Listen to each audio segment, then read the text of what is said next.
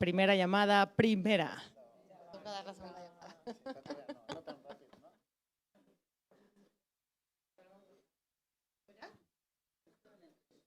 Bueno, pues como aquí el jefe de cómputo es el que me hace así, yo obedezco. Les doy la bienvenida a esta segunda mesa del segundo día de este encuentro maravilloso que estamos sosteniendo después de otro encuentro maravilloso que fue Verdial, este encuentro también interesantísimo en Málaga.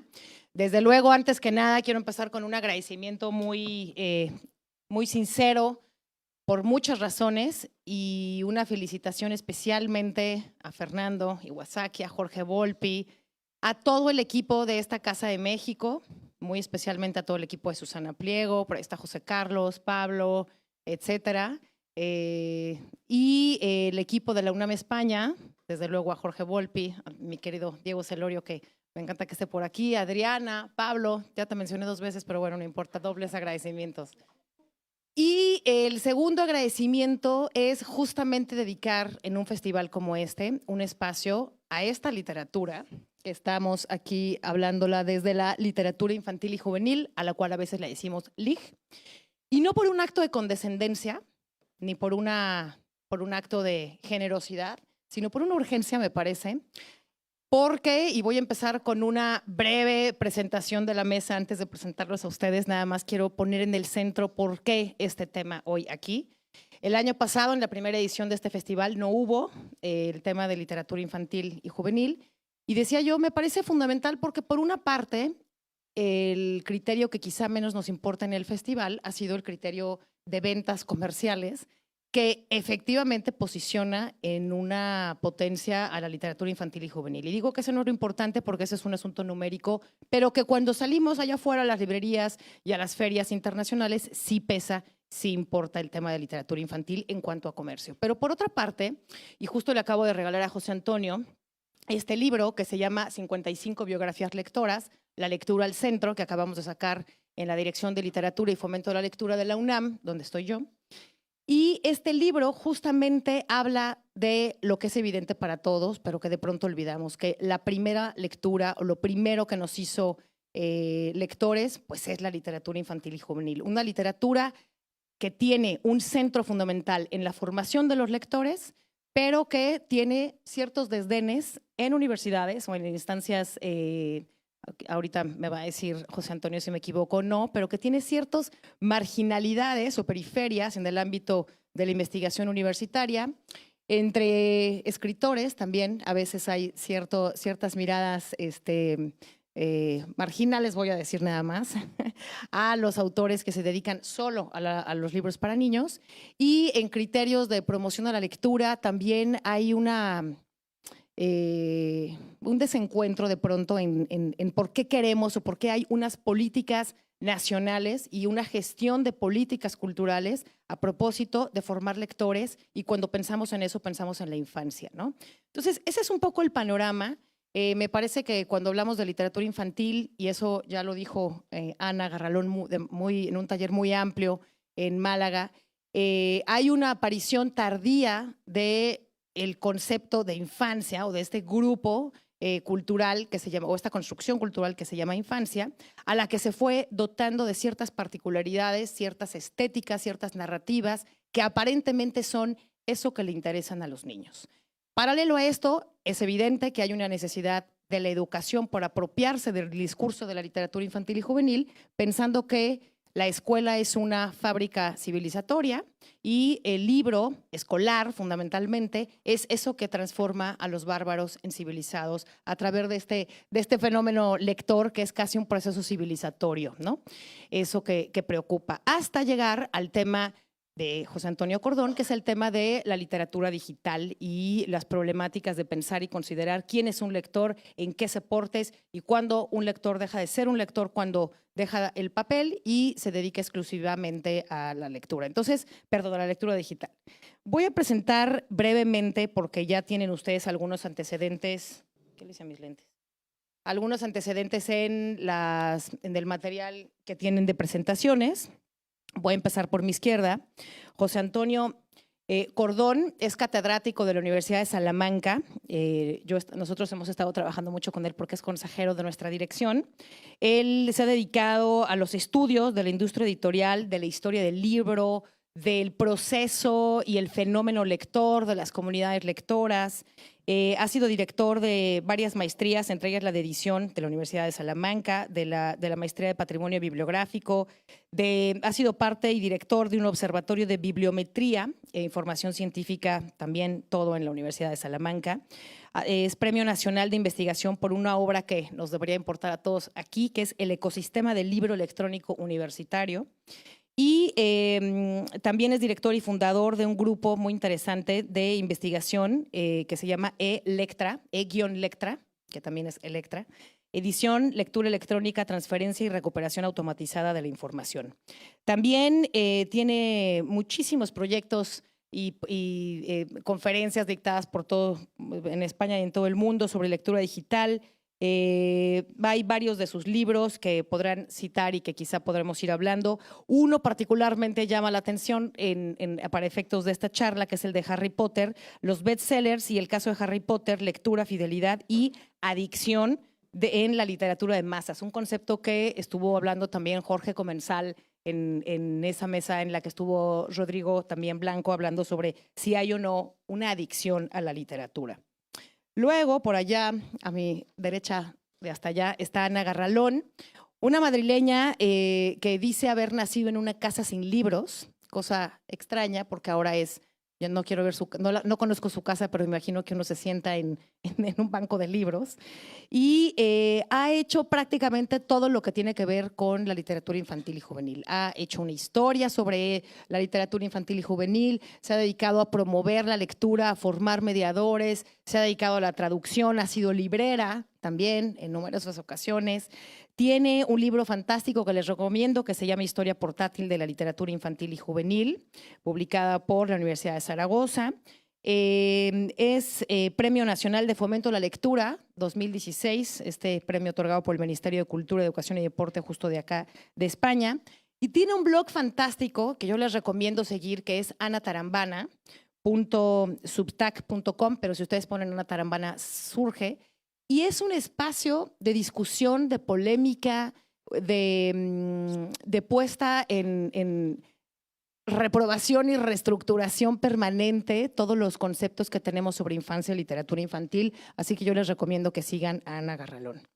Y aquí a mi derecha está Ricardo Chávez, que digamos de esta mesa es el único que se ha dedicado a crear un discurso específicamente destinado a eso que llamamos infancias.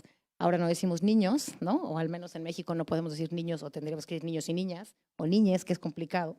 Él en realidad estudió psicología, luego estuvo en varios talleres y en formaciones de posgrado sobre escritura creativa.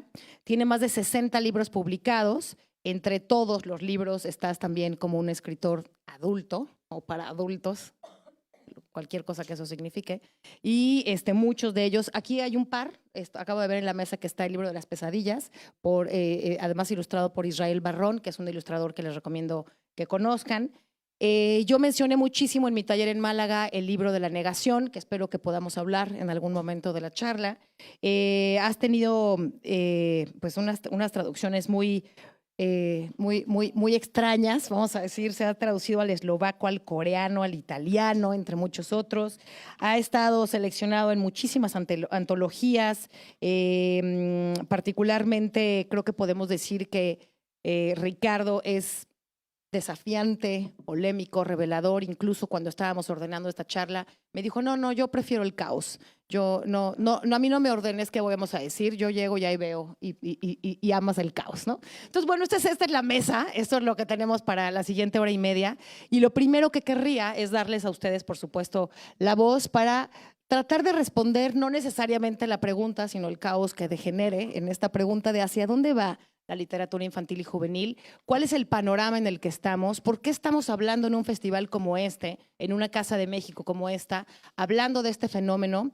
Y me gustaría, Ana, empezar contigo para ubicar un poco, tú eres alguien que ha estado muchísimo entre España e Iberoamérica. Este festival trata de abordar un poco lo que pasa de un lado y del otro del Atlántico, y tú sabes bien que Colombia, México, Chile, Argentina son potencias en este tema de la literatura infantil y juvenil, y sobre todo en la teoría también sobre el tema. Te doy la palabra entonces, ahí está tu micrófono, por favor.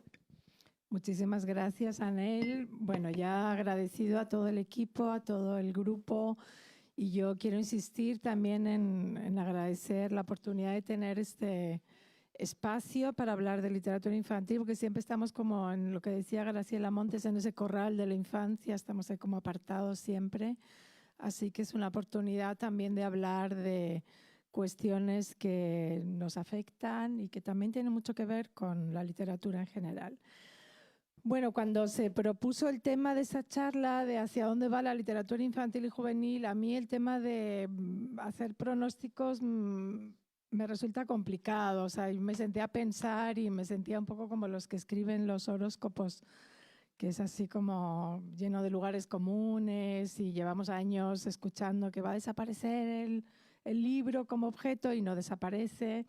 Entonces, bueno, más que hacer un pronóstico de hacia dónde va, yo me puse a pensar en dónde estamos, ¿no? Y qué es lo que yo veo actualmente, que quizá alguna de estas líneas van a tener continuidad en el futuro.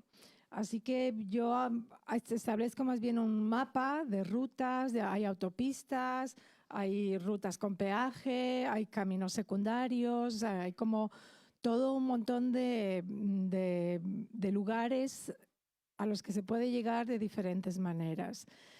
También nos pedían desde la organización hablar de dos cuestiones: la etiqueta, literatura juvenil, si existe o es un invento del mercado, y también nos pedía hablar de la competencia con lo audiovisual. Son dos preguntas que más o menos voy a contestar en esta pequeña intervención. Bueno, por un lado tenemos el hecho de que la literatura infantil tiene una enorme producción. Yo traigo las cifras de España. En el 2021 los libros de literatura infantil editados fueron 8.926 en un año. Es un poquito más que en el 2020, que por la pandemia hubo como un susto y hubo un poco de parálisis, pero igual en el 2020 fueron 8.163, en el 2019 fueron 9.640 y en el pico más alto de producción fue en el 2017 con 13.267 libros, que probablemente tienen mucho que ver con compras gubernamentales en América Latina, con programas de promoción de la lectura, donde muchos libros que se publican en España concursan allí y casi se producen para ser vendidos allí. Pero bueno, volvemos a 2021, significa que de esos 8.926 libros nos da una media como de 24 libros cada día. Yo que trabajo en temas de selección, de crítica, yo estoy siempre abrumada porque ningún blog, ninguna revista podría ni siquiera asomarse a un pequeño panorama de lo que se publica y de lo que se produce. Solamente en España hablo. Creo que en América Latina las cifras son bastante menores, pero también ha habido mucha deslocalización por parte, por ejemplo, de editoriales grandes tipo SM, del Vives, que han montado sucursales en otros países y tienen sus propios premios, su propia producción. Así que eso también me lleva a la pregunta si la etiqueta de literatura infantil y juvenil existe o es un invento del mercado. Yo creo que existe por la facturación, es decir, en el momento que en las cifras del Ministerio de Cultura establece una categoría aparte, es que existe. O sea, no estamos hablando de 500 títulos al año, sino que estamos hablando de una producción bastante enorme, ¿no? Yo creo que también debido a este volumen, también el mercado necesita la etiqueta, igual que la etiqueta se ha creado para libros como novela negra, literatura de viajes, que son etiquetas que no existían hace 20 años, no existían nada de estas etiquetas. Es decir, el mercado también necesita un poco saber qué es cada cosa, ¿no? Dentro de ese panorama, con esta gran producción, claro, yo lo que observo es que, por ejemplo, cuando alguien hace una lista, se celebra mucho. Cuando hay un premio, se celebra mucho. Cuando hay un falso premio, por ejemplo, no sé, en Miami hay un colectivo que yo quiero muchísimo y aprecio, que se llama Cuatro Gatos, que elaboran una lista anual de los mejores recibidos allá, porque no son ni por asomo los mejores publicados. Pero es una lista que se celebra mucho. Los White Ravens también dicen, es un premio. Bueno, es un catálogo con obras seleccionadas de lo que llega a la Biblioteca Internacional de Múnich. Pero ¿por qué se celebra tanto? Porque no tenemos referencias, hay muy poco por donde orientarse. Yo digo, yo soy una maestra que empiezo a trabajar y ¿dónde voy? A informarme de qué es lo bueno. Entonces, estas listas son como pequeñas luces en ese camino lleno de libros que, bueno, pues que se celebra muchísimo. Otro punto sería el enorme crecimiento que hay del libro álbum. El libro álbum es un fenómeno que lleva 10 años creciendo sin parar. Las estadísticas no nos dan información de esos 8.000 y pico libros, no nos dicen cuáles son libro álbum. Sí hay una categoría ahora para cómic, porque también es como que es un género que han separado de lo infantil. El libro álbum ha crecido tanto porque ahora mismo es muy fácil de producir, es muy barato. Realmente se mandan PDFs a China y en 4 o 5 meses tienes un barco con la producción y además da igual la cantidad. Yo sé que las tiradas medias del libro álbum en muchos casos no superan 500 copias, 600 copias. Es como preferimos sacar más libros que hacer libros con tiradas amplias porque se van a quedar en el almacén. También hay ferias como la del libro de Bolonia que promueven mucho el libro álbum, promueven mucho el trabajo de los ilustradores. Son libros fáciles de traducir, fáciles de ver, son libros que en las ferias llega primero por los ojos, es más difícil que vender una novela, por ejemplo. Y aquí quiero responder a la pregunta sobre qué pasa con la lectura y la competencia con lo audiovisual. Yo creo que el libro álbum es un reflejo, es como una defensa que hace el libro frente al audiovisual. O sea, yo veo que hay una producción de libro ilustrado demasiado enorme.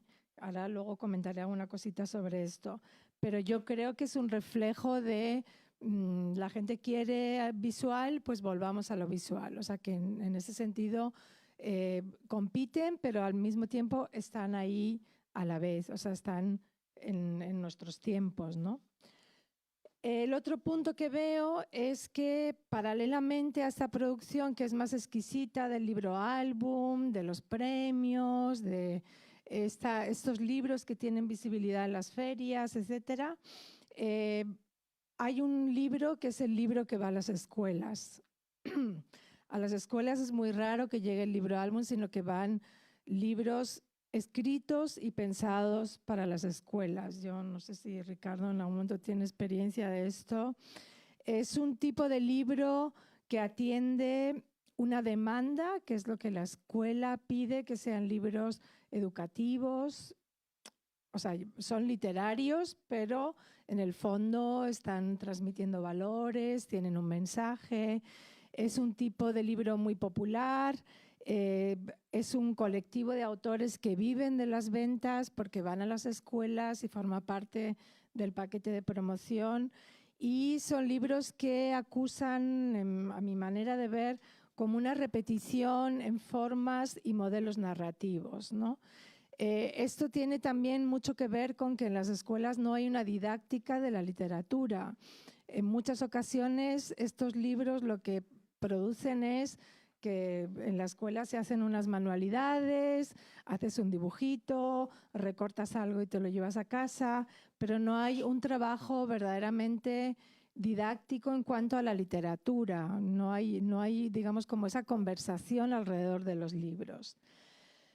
El cuarto punto es que yo observo un desapego muy grande a los libros canónicos, a los libros del canon. Si hoy preguntáramos cuál es una lista de literatura infantil canónica, la gente no sabría decir, porque imaginaos, cada año son 8.000 libros nuevos que están tapando a los antiguos y son como muy difíciles de resaltar. Entonces, ¿qué pasa? Que nadie lee ya estos clásicos de Peter Pan, Mark Twain, El Mago de Oz, La Isla del Tesoro, Alicia en el País de las Maravillas. O sea, yo pregunto cuando estoy trabajando con mediadores y como mucho leen alguna adaptación, pero no se leen los originales.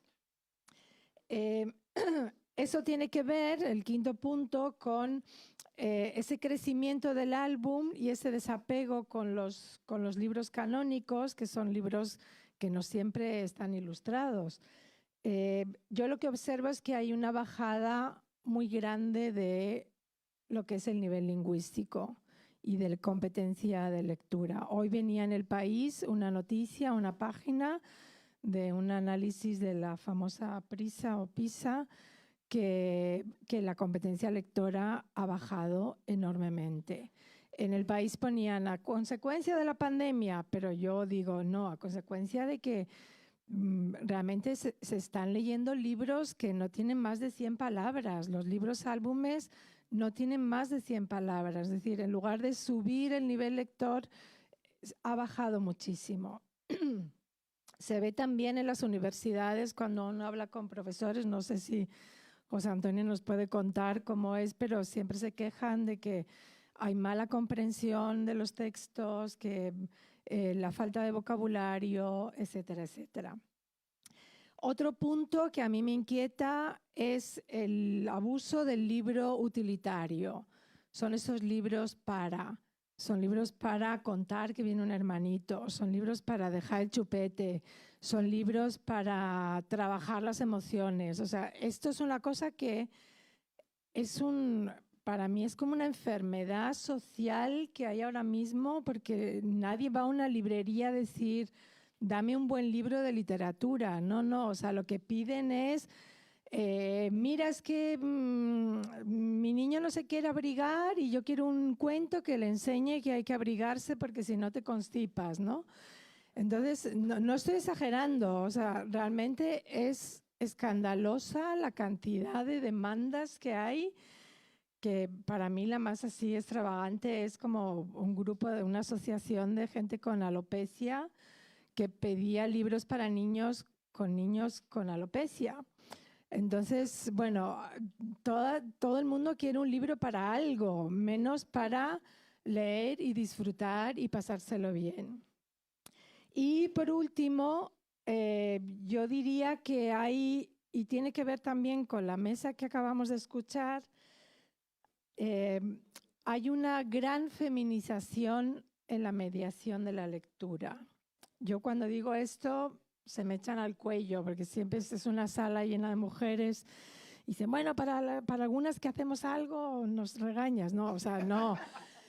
Pero es una realidad. ¿Qué ocurre? Que estadísticamente a las mujeres, la estadística dice que nos gusta la ficción, que somos lectoras de ficción. Esto significa que como mediadoras de lectura, las mujeres promueven exclusivamente ficción y desatienden lo que es la no ficción. Estadísticamente también se sabe que a las niñas pequeñas les gusta la ficción y a los niños pequeños les gusta la no ficción, les gusta leer libros de dinosaurios, de cómo se construyen las cosas, de cómo se viaja a la luna. Entonces hay un discurso que es, no eres lector porque no lees ficción. Y aparte de que hay una ausencia de modelos masculinos referentes en cuanto a la lectura, siempre son femeninos. Entonces, esto tiene también mucho que ver con esa separación de la que se ha hablado en la mesa anterior de la ciencia y la literatura. Yo creo que es algo que comienza en la escuela y comienza de esa manera. Los libros de no ficción son para trabajar, hacer los deberes, las tareas, y la literatura es cuando eres de verdad un lector. Entonces creo que aquí también hay una cuestión que empieza en la escuela y que hay que también corregir, ¿no? O pensar en ello. Entonces, bueno, estos 7 puntos es como mi pequeño mapa que espero que nos dé para hablar de algunas cositas y espero no haberme pasado del tiempo. Está perfecto. Muchas gracias porque son 7 puntos a los que seguramente volveremos en la segunda ronda. Y te paso, ahora volveremos con el tema de la intimidad y el tema del caos. Pero, ¿cómo andamos en las universidades y en estas investigaciones que tú has hecho sobre el panorama actual y los futuros próximos o no tan próximos? Bien, muchas gracias. Bueno, en primer lugar, quiero agradecer a la Casa de México, a ANEL, la amabilidad que han tenido invitándome a este encuentro magnífico en el que tuve ya ocasión de participar el año pasado y me parece además un tema muy oportuno y muy interesante para debatir sobre una cuestión que efectivamente, como comentaba ANEL en la presentación, curiosamente ha quedado casi en el extrarradio de la investigación universitaria. Por poner simplemente un ejemplo, nosotros en el grupo de investigación que dirijo yo y que hay una parte dedicada a literatura infantil y juvenil, cuando se hace alguna indagación sobre algún aspecto de este tema y se quiere publicar en alguna revista científica de las que hay reconocidas y que son las que nosotros nos aceptan en el ámbito de la promoción universitaria, no encontramos, porque en casi todas las revistas consideran que es un tema que no encaja con lo filológico, con lo literario, y en otras simplemente pues, no lo aceptan. Y solamente hay una revista en toda España, que es OCNOS, que es la que se dedica a la investigación en este ámbito, con lo cual digamos que es una dificultad añadida porque, claro, desde la investigación se pueden aportar también una serie de principios y de patrones que sirven para retroalimentar la producción y las formas de publicar este tipo de literatura. Entonces, efectivamente, es una batalla que venimos librando desde hace ya años y que parece que va penetrando poco a poco, pero es un mecanismo muy lento. Al hilo de lo que comentaba Ana en su intervención, que hablaba de las cifras de los libros, claro, las cifras de los libros son espectaculares y eso aparentemente daría una visión muy positiva de estos géneros. Yo, cuando estabas hablando de las cifras, me recordaba un libro de un escritor mexicano, de un ensayista, Gabriel Said, que tiene en España, publicó un libro que se llamó Los demasiados libros, que fue además finalista del Premio Anagrama de Ensayo, que es uno de los premios más interesantes que hay aquí en España en el ensayo. Y me acuerdo de un capítulo suyo que se llamaba Cilicio para autores masoquistas.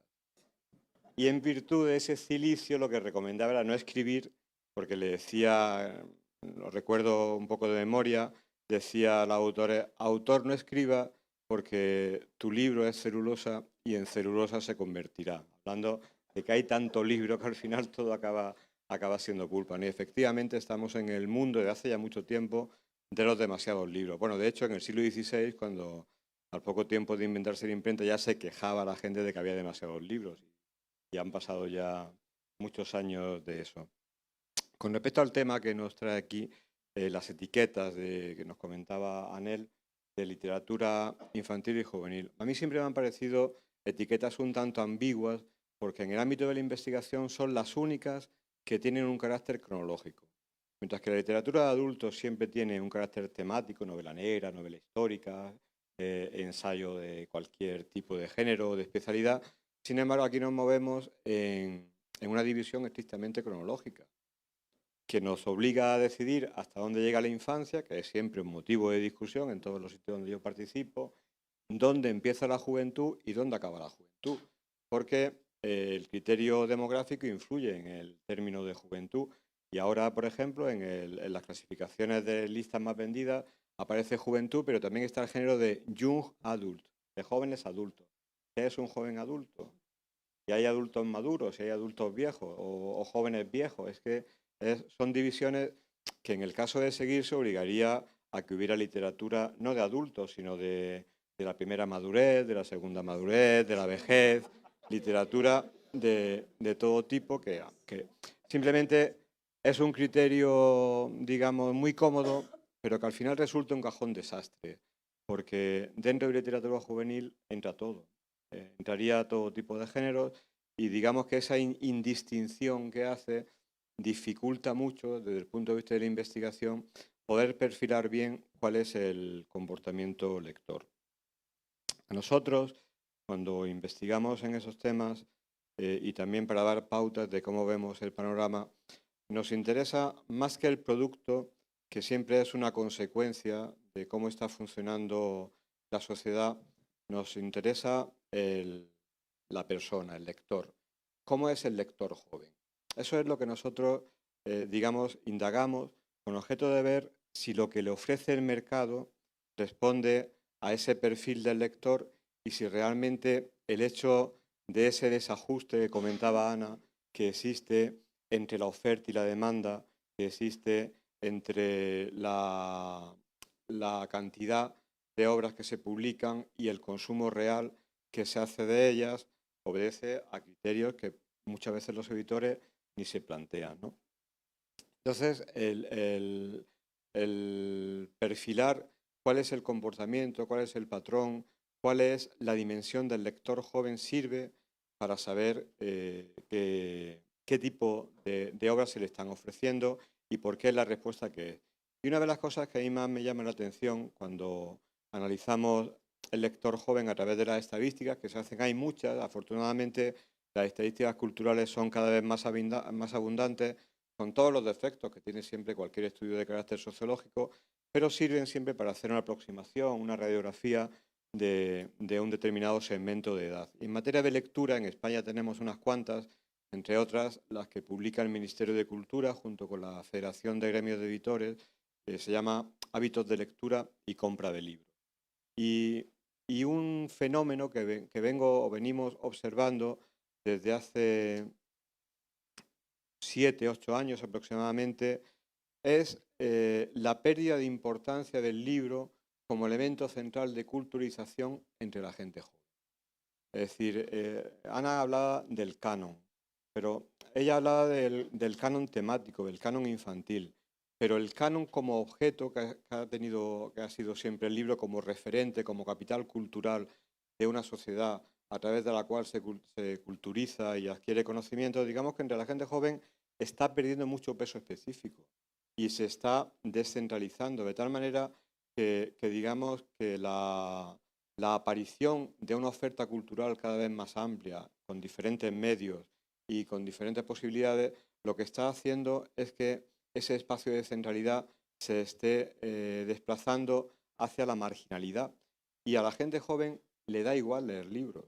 Y eso es una respuesta contundente, categórica y repetida, reiterada todos los años. Y además en progresión.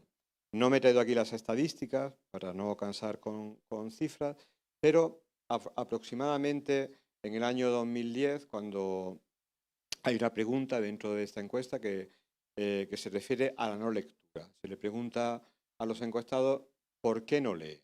Entonces, una cantidad de ellos dicen que no tienen tiempo. En el sector de edad, de los 14 a 20 y tantos, bueno, a 35 años, ¿no?, que es lo que se considera como juventud. No tengo tiempo, no tengo posibilidad por estudio, siempre es lectura voluntaria, no lectura obligatoria. Estamos hablando de lectura voluntaria. Bueno, pues hay una pregunta que cada vez tiene más peso, que es que no lee porque no le gusta leer. Y eso para nosotros es significativo.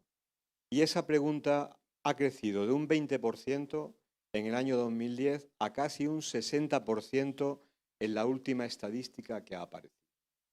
Es decir, tenemos a una juventud que dice que no le gusta leer libros, porque lee muchísimo, está todo el día con el móvil, con el WhatsApp, con cantidad de aplicaciones que exigen la lectura, ¿no?, para poder leer y poder comunicarse, la lectura y la escritura.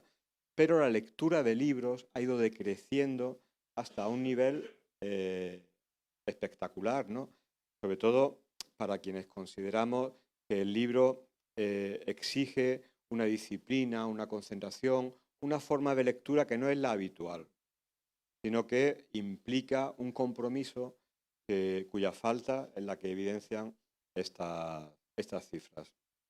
Por lo tanto, No me voy a extender aquí en una representación sociológica del lector joven, pero bueno, quería dar este dato para que se vea que estamos en un momento en el que eso que nosotros considerábamos un poco canónico, ¿no?, que era la lectura de libros y demás, para determinados sectores de la población ya no tiene o no ocupa esa centralidad que ocupaba antes. Claro, ahora mismo hablamos de la economía de la atención, que es un término muy extendido en el sentido de que, claro, que ahora el libro que antes había ocupado un lugar de privilegio, digamos, entre la oferta cultural, ahora está competido o tiene la competencia de otra gran cantidad de ofertas de carácter audiovisual, fundamentalmente, y tecnológico, que es la que está impidiendo que el tiempo empleado a los libros tenga que elegirse ya voluntariamente. Antes, la lectura, digamos, hay una obra, un ensayo que se llama es el ensayo sobre la melancolía, que habla de cómo los estados melancólicos, que son los estados en los cuales uno puede sentir pesadumbre, aburrimiento, etcétera, durante no hace mucho tiempo tenía una respuesta muy fácil en la lectura. Y cuando alguien se sentía así, pues cogía un libro, no por necesidad, sino casi por inercia, ¿no? Sin embargo, ahora para los estados melancólicos están las series, están las películas, están los juegos, están los videojuegos, y hay muchas otras respuestas que ese tiempo de ocio que antes podía dedicarse preferentemente a la lectura, se dedica a esto que entra dentro de esa denominación genérica de la economía de la atención, que es una teoría según la cual ahora tenemos que seleccionar a qué queremos destinar el poco tiempo de ocio que tenemos disponible. Y la lectura es una entre muchas, ni siquiera la más importante para este sector de la población. Por lo tanto, esa es la premisa de la que nosotros partimos cuando analizamos lectura juvenil, principalmente, porque nosotros la lectura infantil la hemos analizado menos, pero la lectura juvenil principalmente es la premisa de la que partimos. Tú me comentabas, ¿cómo es en la universidad? Pues si yo hablo del mundo de la universidad en términos de lectura, esto van a ser una jeremiada permanente porque todo van a ser quejas, ¿no? Porque, bueno, pues tenemos una generación que se ha educado de otra manera, yo no digo que sea mejor ni peor que nosotros, que se ha educado de otra manera y tiene otros intereses que los que teníamos, los que nos hemos educado en una cultura más clásica del libro, etc., ¿no? ¿Por dónde van ahora los derroteros de la lectura infantil y juvenil? Al menos lo que nosotros hemos analizado desde el punto de vista de la investigación. Desde el año 2010 aproximadamente ha habido un cambio radical en todas las formas de lectura, que es la aparición de la lectura digital. Y esto ha incidido especialmente en el sector infantil y juvenil. ¿Por qué ha incidido especialmente? Porque se trata de generaciones que aparentemente están muy familiarizados con las tecnologías. Que aparentemente, digo aparentemente porque luego no sé cómo voy de tiempo. Sí. Aparentemente tienen una predisposición natural a consumir aquello que proviene de los dispositivos que ellos utilizan habitualmente. Y entonces hemos visto que desde el punto de vista de la recepción y desde el punto de vista de la creación han cambiado las pautas de comportamiento que se tenían antes del año 2010. Desde el punto de vista de la creación, porque ha aparecido la literatura crossmedia, la literatura transmedia, es decir, literatura en la cual, sin solución de continuidad, un lector puede cambiar de medio, puede cambiar de soporte indistintamente, manteniendo sus pautas de lectura tal y como la estaba desarrollando.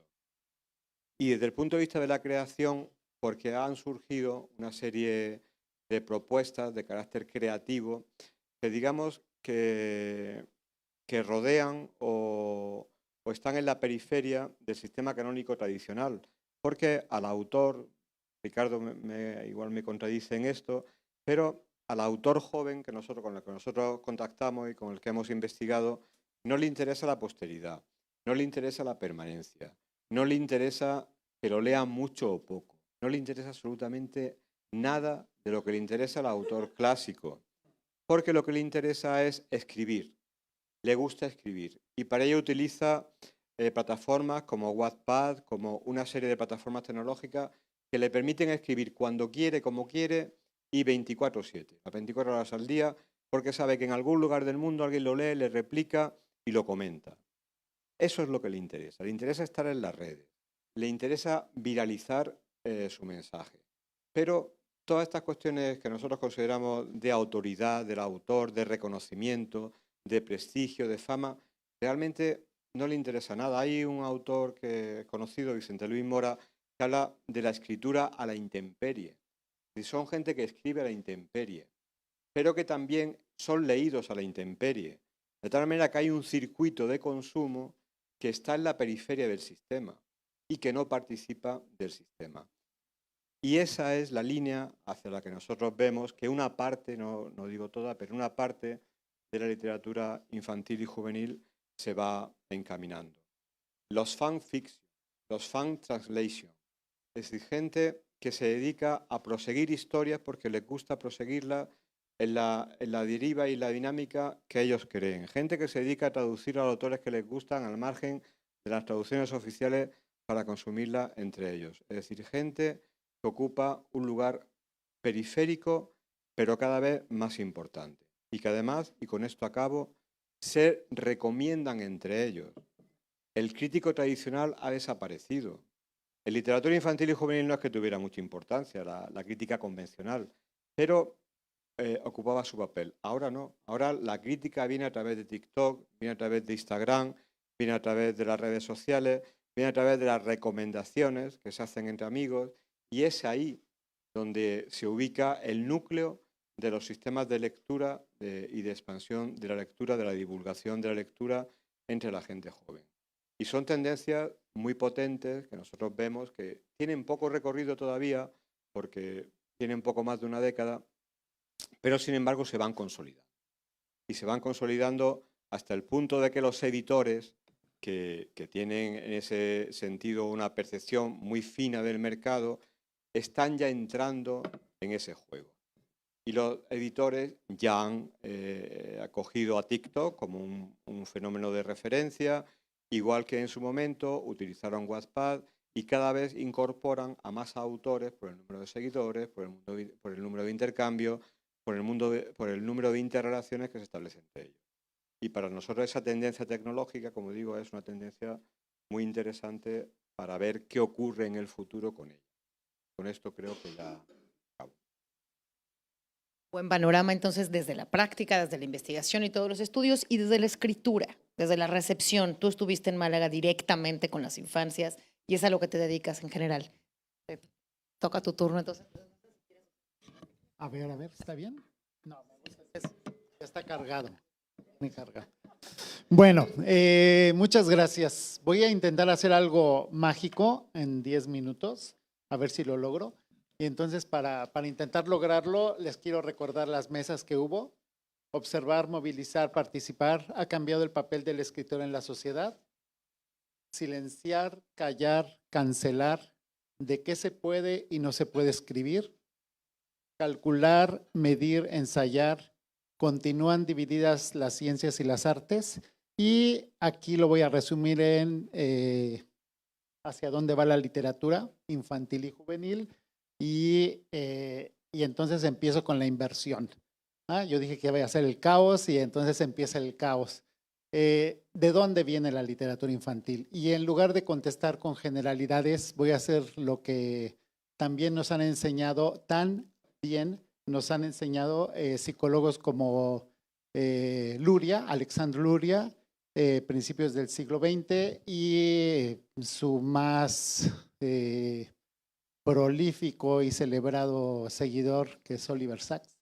Y entonces lo que yo voy a hacer es el acercamiento inductivo para usar términos científicos y lo que voy a hacer es hablar de mí. O sea, todo eso para decir voy a hablar de mí, me voy a poner como caso y lo que quiero es que a través de la historia de Ricardo amarremos muchísimos temas, pero además entendamos por qué lo de la literatura infantil desde el punto de vista de cierta aproximación que tiene que ver con lo íntimo. Yo llegué por accidente a la literatura infantil. Empecé escribiendo eso que no necesitamos nombrar, pero que ahora que cuando uno escribe literatura infantil tienes que decir, también escribo la otra, justamente porque la denigramos, ¿no? Y yo soy el primer denigrador de la literatura infantil y juvenil, porque para mí fue una sorpresa, un asombro haber llegado ahí. Yo no quería llegar ahí, en Quintana Roo, en Bacalar, porque había muchísimos niños y yo me di cuenta que lo que yo estaba escribiendo era algo que no podía leerle a los niños. Nos habían organizado una velada y entonces dije, ¿qué hago? Y entonces inventé una historia, salió así rapidísimo y me asusté de lo fácil que era escribir literatura infantil para mí.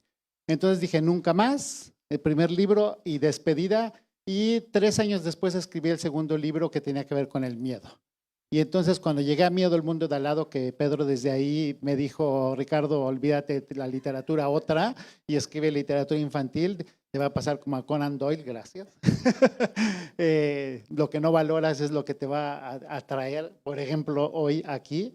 Y nada, pues escribí Miedo, el mundo de al lado, que tiene que ver con el miedo, los niños y demás. Pero un miedo, claro, lo que yo me di cuenta es que no se hablaban de muchísimos temas en la época que yo empecé a escribir. Por ejemplo, el miedo, no se hablaba del miedo de los niños, se hablaba de las brujas, los ogros, los zombies, pero nadie hablaba de las pesadillas de los niños, de lo que significa quedarte solo en la noche. Nadie hablaba de eso. Y entonces yo decía, ¿por qué no hablamos de esos temas? Y bueno, escribí Miedo, el mundo de al lado y dije, nunca más, adiós. 1996. ¿Perdón? El primero se llamó Los Encebados y está ubicado en Bacalar. 1996, yo tengo para entonces 35 años y entonces llega la parte íntima, ahora sí. Estábamos hablando de las narrativas y estábamos hablando, alguien lo citó así fácilmente y rápidamente y alguien lo retomó también, diciendo todos escribimos porque hay una herida original, ¿no? Y entonces, ahora sí, ¿de dónde viene la literatura infantil? 1996, crisis absoluta de Ricardo. O sea, me doy cuenta en 1996 que yo no tenía una narrativa, que lo que me había salvado era la amnesia. O sea, que lo que me había permitido llegar de los 4 años a los 35 años era la no narrativa. Pero también las no narrativas se caen, también el silencio se viene abajo y entonces lo que surge es la historia. Cuando surgió la historia me quería morir o quería matar, ¿no? Solamente tenía esas dos opciones, que además, hablando de estructuras narrativas, era lo peor que te podía pasar, porque nos han enseñado que siempre hay una opción esperanzadora y una opción no esperanzadora, ¿no? El bien y el mal, como quieran verlo, en el conflicto de una narrativa. En mi narrativa biográfica era matas o te matas, ¿no? Nada más esas dos opciones. Entonces yo iba de la tristeza absoluta de no me quiero morir, pero me tengo que morir, al odio absoluto, tengo que matar a alguien. Y no me importaba la cárcel, no me importaba nada. Yo era, tengo que matar, el odio absoluto. Estuve así 3 meses y lo que me salvó fue lo que salva a la gente traumada, ¿no? Darte cuenta que tú ya no importas, pero que tú puedes hacer algo por alguien más. Y entonces de pronto yo dije, todos los niños y todas las niñas que han ido creciendo desde que yo tenía 4 años hasta ahora han estado solos, nadie los ha acompañado. Y nada, lo que siempre hacemos es hacer algo por los otros. Y para mí hacer algo por los otros será escribir una historia. Y entonces escribo La Valla. Y La Valla es un libro... un libro sobre el abuso sexual en la infancia y después de ahí viene todo lo que estuvimos hablando ayer de la cancelación y demás, que es, nadie quiere publicar ese libro, ¿eh? En México nadie hablaba del tema en 1996 y nadie quiere hablar de ese tema, nadie quiere publicarlo. A mí me cancelaron la historia y a mí me censuraban, a Ricardo, o sea, no, hacían dictamen no del libro, sino de Ricardo. Y me decían directamente, ¿tú sabes lo que le va a hacer tu libro a los niños y a las niñas que no les pasa esto? Y claro que yo entraba en una crisis porque dices, tienen razón, ¿no? ¿Qué les va a hacer? Y tiene que ver con el asunto de la verdad de la que estamos hablando aquí, pero en hechos concretos en la literatura infantil, que es qué va a pasar con un niño o una niña cuando se enteren de ciertas verdades. Cuando yo pensé La Valla, yo no sabía que existían esperanzas falsas y esperanzas verdaderas, por decirlo así, la verdad y la ilusión de la verdad. Y entonces yo había pensado que mi trama iba a terminar de una manera. Cuando iba a la mitad del libro, mi trama se desvaneció porque me di cuenta de que yo estaba falseando, que lo que yo proponía como la posibilidad de la esperanza no era. Y entonces entré en una crisis con ese libro. Y me di cuenta que si yo quería dar una esperanza, la tenía que encontrar de verdad. Y entonces de ahí salió algo que yo llamo mi poética en la literatura infantil, que es, si tú eliges un tema terrible, es como, lo que tienes que hacer es jugártela, arriesgarte, lo que estábamos hablando ayer, te expones y eso, se te va la vida o no en ese libro. Y entonces lo que yo decía es, bueno, para mí, ahora entiendo, todo esto que estoy hablando es una teorización a posteriori. Todo esto, ya saben, primero es la práctica y luego es la teoría. Entonces, todo esto que estoy hablando es la teoría que ha venido de todo este tiempo. Lo que yo me inventé es una metáfora y para mí escribir literatura infantil y juvenil es crear arena movediza. Y entonces lo que yo hago, siempre elijo temas muy difíciles porque no sé ver más que temas difíciles. No es que yo sea morboso, amarillista y demás, es que no puedo dejar de ver los temas difíciles. Y entonces lo que yo creo que hago es que armo esta arena movediza y entro y me empiezo a hundir como en toda arena movediza. La ética para mí es, y hablando otra vez de la ética y la estética, para mí la ética es, tiene que surgir la verdad mientras me ahogo. Y si la verdad surge y me salva, entonces eso es lo que yo puedo darle a los lectores. No puedo inventar lo que no me salvó. Y bueno, La Valla me salvó de una manera increíble y que ustedes si leen van a decir qué tontería de Ricardo, su verdad maravillosa, yo no sé por qué dice esto, ¿no? Hablaban ayer también del Cuaderno de las Pesadillas. Para mí el Cuaderno de las Pesadillas es un libro que me hundí y yo digo que éticamente no debía haberlo publicado porque yo tenía una propuesta distinta y el fondo me dijo, Ricardo, no podemos publicar todo ese libro. Vamos a extraer 5 cuentos y les vamos a meter en un libro 10 cuentos. Y yo tuve que haber dicho que no, porque cuando lo sacaron esos 10 cuentos del libro, ya hicieron un libro distinto. Y ese libro distinto no tiene red. Entonces, me hablaban ayer de los niños aterrados con este libro y al mismo tiempo los niños enamorados del terror, porque es verdad que te enamoras, pero yo creo que ese libro no debió haber sido publicado por esto que les digo, porque la esperanza estaba en todo el libro, no en esos 10 cuentos. Pero bueno, lo último para cerrar, el libro se publica después de mucho tiempo, se publica en España, se hace una coedición en México, sale en México y en el 2005 voy a una reunión como esta, pero de promotores de lectura y entonces una mujer se levanta la mano y me dice, Ricardo, tú escribiste La Valla, ¿verdad? Y yo le dije que sí y me dijo, pues te quiero dar un regalo. Y me contó una historia de cómo este libro salvó a una chica, quiere decir que la vio y dijo, se parece a la personaje de La Valla. Le dio como sin querer el libro, mira, estoy leyendo eso, pero no haciendo hincapié ni que leyera, para que la chica pudiera acercarse al libro y demás. Se fue el fin de semana, regresó y el lunes dijo, es que están abusando de mí, mi padrastro y el hermano del padrastro. Y la separaron de la familia y demás. Yo cuando me contó esa historia estaba feliz porque yo decía, esto es lo que yo quería que hiciera un libro, que cambiara una historia. Después me di cuenta de que hay historias que no tienen final feliz porque qué pasó con su familia, hermanos y demás. Pero bueno, toda esta historia que les cuento es para decirles por qué escribo literatura infantil. Yo creo que los niños estamos muy abandonados y hablo en presente de estamos, porque ahora yo estoy muy ocupado y preocupado en que escribamos a nuestra niñez, porque yo creo que los adultos somos terribles cuando interpretamos nuestra niñez y siempre nos reímos de ella y nos burlamos de nuestros primeros años. Y yo creo que hay un problema muy grande en cómo nos dirigimos hacia nosotros. Así que sí creo que estamos muy abandonados todavía. Creo que los niños están muy abandonados. Creo que la literatura lo que tiene que hacer es acompañar, como ayer decían, acompañar ante los temas que preferiríamos que no existieran, pero existen. Y entonces si los dejamos solos con ciertos temas, es terrible para el niño, o para el niño y para la niña. Y entonces lo que hacemos los escritores es elaborar de alguna manera esos temas para intentar darles, en este caso, la literatura infantil y juvenil es muy fácil, porque siempre decimos esperanza, tienes que dejar una puerta abierta, una ventana, que haya luz, algo. Y yo creo que lo más difícil entonces para quienes nos dedicamos a la literatura infantil y juvenil es aceptar, y esta es otra teoría, que la narrativa habla del mal y que entonces tú vas a dar noticia de lo que es el ser humano y de lo que es el mundo humano. Pero como en la narrativa lo que habla bien es el mal, entonces tú vas a hablar del mal. O sea, que vas a hablar del mal del mundo y vas a hablar del mal del ser humano. Y lo difícil es hacerlo bien. ¿Qué significa hacerlo bien? Significa extraer algo del mal que dé esperanza, ¿no?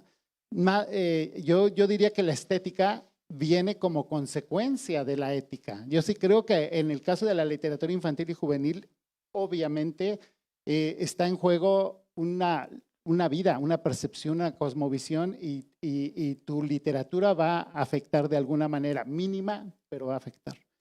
Gracias.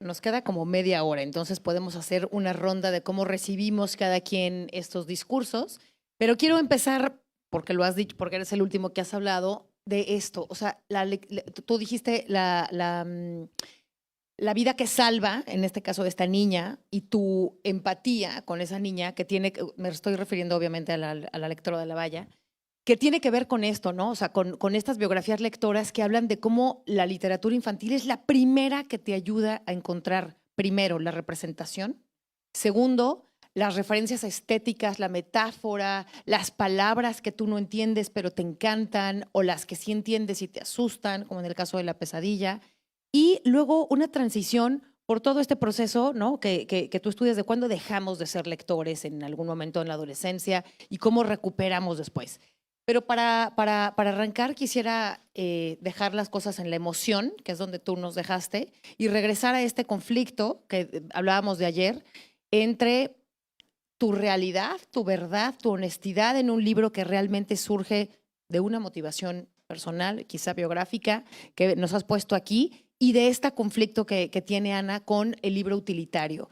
¿Cómo mediar entre esto que te pasa a ti de manera sincera, honesta, primaria, a los editores que dicen, híjole, necesitamos un libro ahora sobre abuso sexual trans y ahora necesitamos uno sobre racismo, marginación y, no sé, migrantes, ¿no? Entonces, ¿cómo mediar entre una cosa y esta falsedad que tú mencionabas en Málaga, estos emporios editoriales que dicen, me falta un libro sobre antisemitismo, y este catálogo de listas en donde parece que los autores tienen que hablar de eso que hace falta para acomodarlos? Y el resultado son, como dice Ana, libros edulcorados, descafeinados, sin esta honestidad en la que tú hablas. Entonces, ¿dónde mediamos en esto y dónde aceptamos que hay habilidades pedagógicas en los lectores infantiles, pero emocionales también, porque es necesario hablarles de esto, ¿no? La adicción, la muerte, el alcoholismo,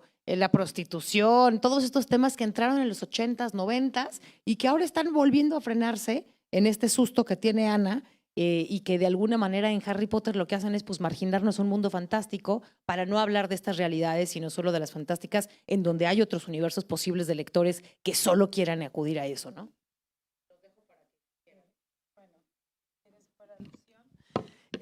Bueno, muchas gracias, Ricardo. Ha sido muy... Bueno, porque normalmente no tenemos así la oportunidad de hablar con los autores. Yo, en la medida en que puedo, los evito. Porque eso me compromete, porque de repente es como tu libro no me interesó nada, qué horror, y tengo que hablar contigo. Bueno, pero yo creo que hay dos maneras de plantearse la escritura. Una es desde dentro, que es lo que nos ha contado Ricardo, y creo que desde ese interior se han escrito grandes obras de literatura infantil, o sea, Donde viven los monstruos, Alicia en el País de las Maravillas. Son libros que si uno lee algo de los autores ve que realmente son obras que han surgido de muy dentro. Por supuesto, no toda la literatura infantil es trágica, aunque en muchas ocasiones también hay modas de mediadores que dicen, enseñémosles ya cómo es el mundo y les damos ahí todo el drama y nosotros vamos a bailar a TikTok mientras tanto y ellos están ahí tragándose todo eso. Yo creo que estos libros que salen del alma son muy pocos, o sea, hay otras motivaciones para escribir, que son las lúdicas, las poéticas, las estéticas, las de la fantasía, etcétera, etcétera. Entonces, yo creo que ese punto de partida es muy interesante y además son un tipo de libros donde hay mucho enigma, es decir, no son libros que dicen vamos a hablar de esto y bam, bam, bam, bam, sino que hay cosas que unos ven y otros no ven, porque son libros muy abiertos que tienen un terreno, esas aguas movedizas, ¿no? Que tú dices, vale, uno se hunde, pero otro no, porque no lo ve. Para mí el problema es el que escribe a petición del mercado, el que lee una noticia en prensa y dice, voy a escribir algo sobre esto porque está de moda y el cambio climático, pues vamos a escribir que el mundo se acaba. Ahí es cuando realmente no hay un alma de quien escribe, o sea, y esos libros se perciben perfectamente porque son hechos al vapor y son con fórmulas muy estereotipadas, son libros que uno ve como de, vale, que el autor no ha echado nada de sí mismo, sino que simplemente ha escrito porque ha leído algo en el periódico o porque, por ejemplo, ocurre mucho en España que hay autores que hacen el circuito escolar y en la escuela ya les dicen, no, esto sí, esto tal, queremos más de esto. Y van como amoldando su manera de escribir, o sea, en ese sentido se consideran profesionales de la escritura, es decir, vale, yo te hago un libro sobre esto y lo hacen. Entonces yo ahí sí que veo como el quiebre, ¿no? Es decir, una cosa es lo que sale de ti, que efectivamente es un libro que te cuesta mucho trabajo escribir, que tardas tiempo en escribirlo, que tardas tiempo en encontrar un editor, y otra cosa son estos productos de autores que de repente ves que han publicado 30 libros en un año y uno sobre el bullying y otro sobre los trans y ahora sobre los temas de moda. Entonces yo creo que sí que hay diferencias.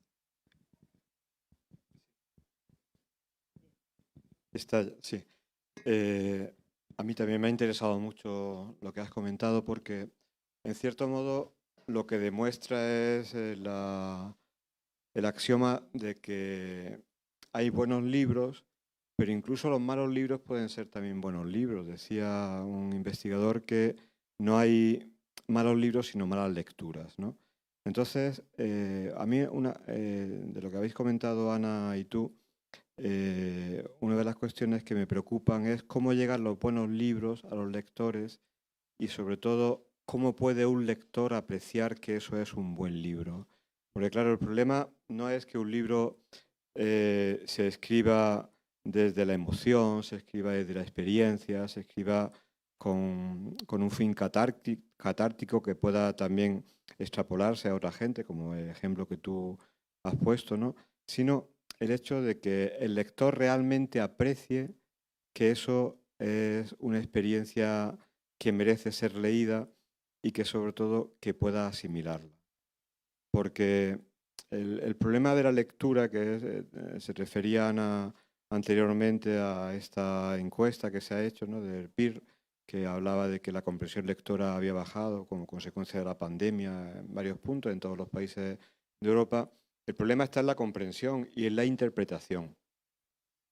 Sabemos que cada lector hace una interpretación distinta de una obra y que los niveles de comprensión también varían considerablemente. Y por eso creo que justamente en este sector de edad, en el que por una parte, en la parte infantil creamos lectores, en la parte juvenil intentamos mantenerlos, ¿no?, o recuperarlos, pues para los que han abandonado es muy importante la función de la mediación. La mediación, que digamos en la lectura adulta es menos importante, en este sector es imprescindible y es fundamental. Nosotros, en algunas de las experiencias que hemos tenido de mediación con participación de autores y con dinamizadores que se encargaban un poco de alimentar y de estimular esa lectura más profunda, esa lectura más empática, ¿no?, que se puede hacer de una obra, hemos visto que los resultados siempre son bastante eficientes. Porque el problema que se nos plantea es que el lector joven que nosotros analizamos es un lector superficial. Es un lector que está acostumbrado a deslizarse por la interpretación más superflua de la obra, pero no profundiza en los temas. No tiene capacidad de conectar, ¿no?, con otros universos, no tiene capacidad de ver horizontalmente los aspectos que se están tratando en la obra. Entonces, ahí es donde yo creo que existe una barrera importante, y que ahí a mí me ha gustado mucho la expresión arenas movedizas que tú utilizas, porque realmente el lector es que se hunde. Hay libros en los que se hunden, que no llega a aflorar a la superficie lo que hay detrás de ellos, ¿no? Y yo creo que la mediación aquí es importantísima.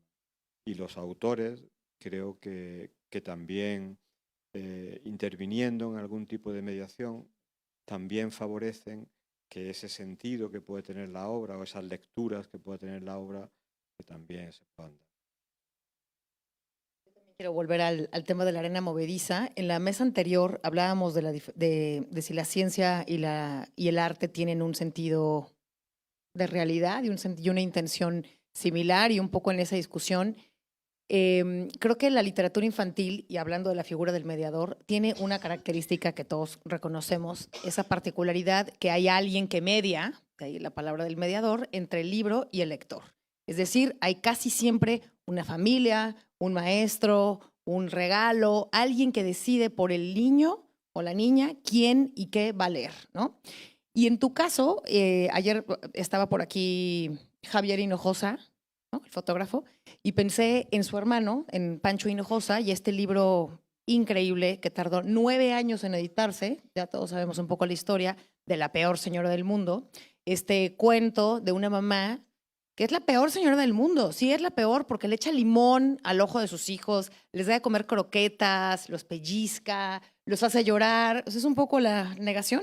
Y se tardó 9 años en publicarlo, porque finalmente es la historia de la revelación, de la revelación de los niños ante la autoridad, en este caso de la mamá, pero la mamá es también un emblema del poder y la autoridad en general, y cómo las editoriales se frenan, ¿no?, a veces en ese tipo de, a mí me gustaría mucho conocer el proceso de edición de tu libro, la reacción de los padres de familia y otros mediadores, justamente, que tienen, y lo dijo Ana, y yo siempre me preocupa muchísimo, esta idea de que el libro tiene que construir educativamente, esta idea absolutamente del Emilio directo, ¿no?, de Rousseau, de Charles Perrault, de poner una moraleja, y esta palabra tan irritante que se ponía en otra tinta, incluso en rojo, para recordar que la moral de la lectura se derivaba y se concluía en un mensaje específico. Entonces, ¿qué hacemos con una literatura infantil que ahora sabemos que querríamos despojarla de moralejas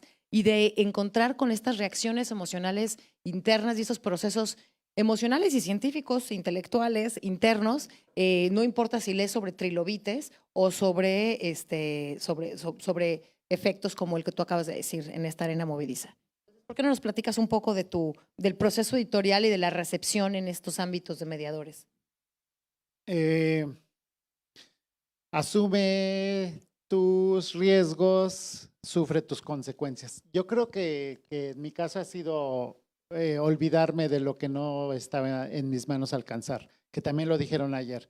Lo que nosotros podemos hacer y lo que ya no le podemos pedir a un libro, porque ya no tiene que ver con nosotros y con el libro, sino con el mercado. Por eso me va como me va. Eso es el resumen, ¿no? Tengo 60 libros escritos, pero tengo como 40 inéditos. Entonces, y además, últimamente es cada vez más inéditos. Quiere decir que lo que se publicaba antes más fácilmente cada vez está siendo más difícil de publicar. ¿Por qué? Porque cada vez arriesgo más. Y cada vez, exactamente por arriesgar más, me estoy quedando solo y sin lectores.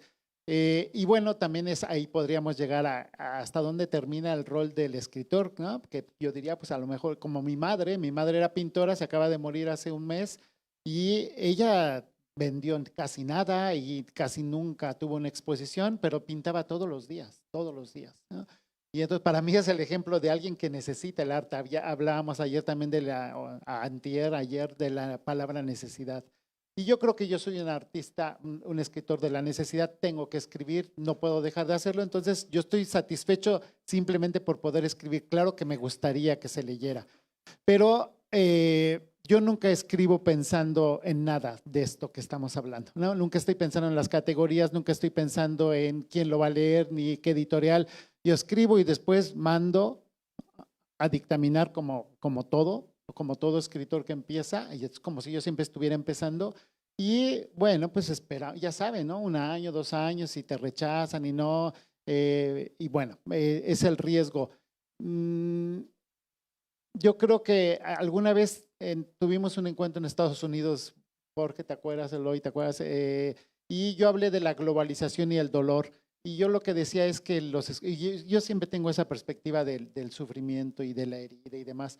Y yo sé que hay otros acercamientos, pero el mío es ese. Y entonces yo decía que esta época estaba mal si nos pedía hablar de cualquier tipo de dolor, que uno tendría que saber cuál es su dolor y de qué puedes hablar honestamente y auténticamente. Y entonces yo sé que yo tengo ciertas necesidades de hablar sobre ciertos temas.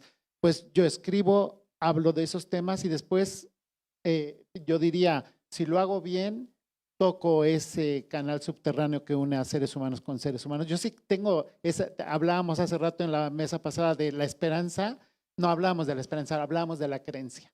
Yo tengo la creencia de que sí existen esencias humanas y que si tú sabes tocar la esencia, vas a tocar las esencias de los otros.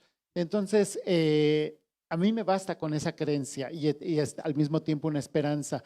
Yo sé que esta época se está volviendo más difícil. También podría decir ahora, quizás se está volviendo más difícil publicar para mí justamente por lo que están hablando ahora. Yo no sabía, por ejemplo, lo que decían ayer de las piscinas, albercas, no sabía que existían esa casi tabulación de lo que se permite y no se permite.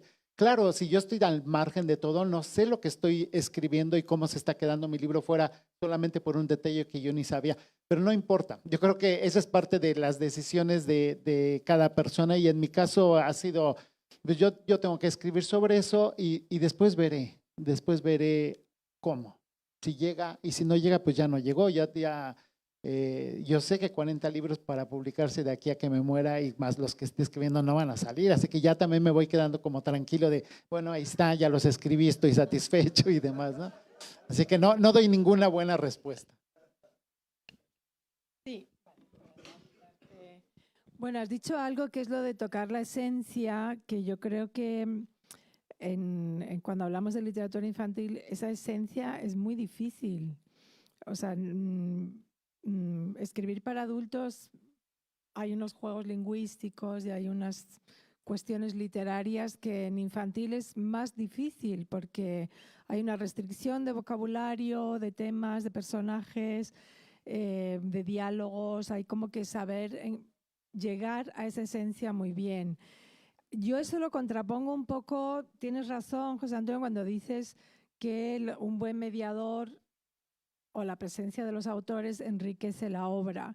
Pero yo también soy de la opinión que los libros tienen que hablar por sí mismos. Y si un libro no te tocó, no importa si tienes 7 o 70 años, no te tocó. Y lo vemos, que hay niños que les leen en su casa y piden una y otra vez la misma historia porque algo les ha tocado. Eso no significa que sepan expresar el por qué. No tienen esa capacidad de expresar por qué les ha tocado algo y a veces no se puede decir. Pero yo creo que el trabajo de mediación tiene que ser intentar conseguir un número muy grande de libros que te tocan. Lo que yo veo es que en la escuela se banaliza mucho la lectura porque se ofrecen libros que no tocan para nada, entonces tiene que ir el autor a hacer un poco el show y a dinamizar, etcétera. Y cuando termina la escuela no ven la lectura necesaria porque no ha caído en sus manos un libro que les toque. Yo tengo muchas anécdotas de papás y de madres que están en mi sector, que son narradores orales, que de repente llega el hijo o la hija con un libro de la biblioteca y el padre llama a la escuela y dice, mi hijo no va a leer los libros que recomiendan en la escuela, porque yo tengo un criterio que para mí es superior a esta recomendación. Entonces hay mucha lectura tonta, banal, que no te marca. Y claro, no tienes esa necesidad de leer. Entre los mensajes y las fichas que hay que hacer después de leer y la obligación de leer libros que no te interesan, pues yo creo que sí, que llegamos a los 12 años y claro que no quieren leer más, ¿no? Y recuerdo una anécdota, bueno, Fernando Savater tiene un libro delicioso que dedicó a los clásicos y él habla de Guillermo Brown y dice, bueno, a mí, dice, los libros no deberían enseñar nada, ¿no? Y dice, pero bueno, a mí Guillermo Brown me enseñó a escribir con tinta invisible. Dice, y ese fue un gran aprendizaje en mi vida, ¿no? O sea, era como una ironía sobre qué esperamos de los libros y qué nos dan y con qué nos quedamos. O sea, hay un terreno ahí de la interpretación, de la necesidad, del azar, que a veces yo creo que en la literatura infantil se niega mucho el azar, ¿no? Definitivamente. Voy a dar la palabra al público, pero solo quiero recapitular que me da mucha emoción saber que creo que ha sido interesante esta mesa, que está siendo interesante reivindicar el lugar de estos espacios. Ya sé que ya lo dije, pero no quiero volver a dejar de subrayarlo todas las veces que sea necesario. Sí es importante y fundamental hablar en ese tipo de encuentros de literatura infantil y juvenil. Es la puerta de la lectura, es la puerta del universo comercial, es el punto específico en donde nos podemos deslindar de la lectura por obligación, que es este régimen autoritario de las escuelas pensando en que el libro es la herramienta única concebible de la transmisión del conocimiento, superior a las otras, ¿no? Porque siempre estamos pensando que es superior al video y superior a otras pedagogías del conocimiento, otras fórmulas, y el placer por la lectura, que por lo menos en mi país es un conflicto a nivel gubernamental y política cultural. No voy a entrar en ese tema, lo prometo, pero es patético pensar, ¿no?, en que la literatura tiene cualquier otra función que la del placer, que es la que defenderíamos en todo caso. Eloy Urroz tiene una pregunta por allá. María José. Bueno, está muy interesante. Yo soy compañera de José Antonio Cordón. Creo que tú estás en didáctica en la Universidad de Salamanca. Yo estoy en literatura española e hispanoamericana, pero imparto clases en educación primaria e infantil en grado. Y, por supuesto, me sirvieron muchísimo tanto los libros de Ana Garralón, La historia portátil es fundamental, como su blog Ana Tarambana, sobre todo esa época en la que empezaste a establecer como cánones en diferentes países iberoamericanos. Te lo agradezco muchísimo, fue una herramienta muy valiosa. Y, bueno, un poco ahondando en algo que habéis ya comentado, me interesaría saber hasta qué punto consideráis que los libros álbumes, los álbumes ilustrados, pueden transmitir temas transversales, valores cívicos, democráticos, ciudadanos. Yo publiqué una guía que se llama Guía Libertaria de Lecturas para Niños y entendiendo libertario pues como guiño anarquista, pero también como libertad, imaginación en sentido amplio. Creo, esa es mi opinión y me gustaría conocer la vuestra, que cuando esos libros tienen vuelo poético, cuando son creativos, cuando hay imaginación, cuando, digamos, estos temas que pueden ser la discapacidad, el respeto al medio ambiente, la igualdad de género, la diversidad afectivo-sexual, se introducen de una manera natural. Y pongo un ejemplo, Luces en el canal, el premio Barco de Vapor que escribió David Fernández Cifres, es un libro que tiene todos los temas transversales y conversando con él me decía que ni lo pensó, que le fue saliendo un niño discapacitado, una familia monoparental, una diferencia de clase social entre los personajes. Bueno, esos son los que creo que me interesan, los que tienen autenticidad y no se convierten en productos, ¿no?, o en series o en marcas, libros sobre las emociones, ¿no? Hay mucho de este libro utilitario también para temas complejos como el bullying, como el acoso, ¿no?, y demás. Eso por un lado. Y también me gustaría, son pequeños comentarios, si podéis comentar o reflexionar acerca de las novelas gráficas. Yo esto de Wattpad no lo conozco bien. Mis hijos se engancharon a leer con Persépolis o con estas novelas gráficas que hay ahora, Ana de las Tejas Verdes. Y bueno, hay muchas cómics o novelas gráficas que hacen que los jóvenes no pierdan el interés lector, que es la época en la que se deja de leer, ¿no?, normalmente. Y luego me interesa también algo que dijo Ana Garralón, muchas cosas, solamente responded a lo que podáis. Ana hablaba de la feminización, de la mediación y del mundo de la literatura infantil y juvenil, y está muy bien que las mujeres tengamos espacio, pero claro, la literatura infantil y juvenil siempre se consideró algo menor.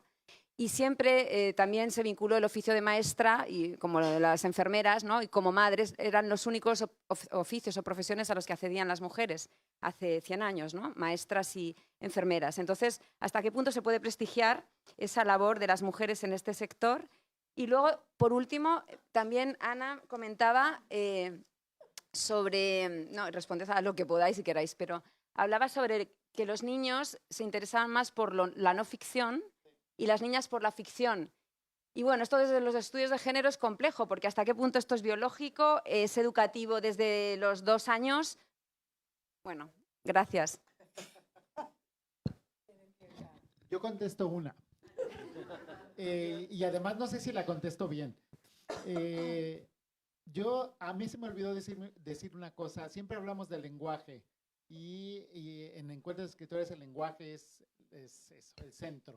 Y yo tengo que decir que yo empecé leyendo historieta y a partir de ahí me he dado cuenta de que, y he tenido que aceptarlo dolorosamente, a mí no me interesa tanto el lenguaje, sino la narrativa, o sea, las historias. Y de ahí viene toda esa teoría de que la narrativa es el invento humano para hablar del mal, y que por eso me parece que siempre estamos contándonos historias.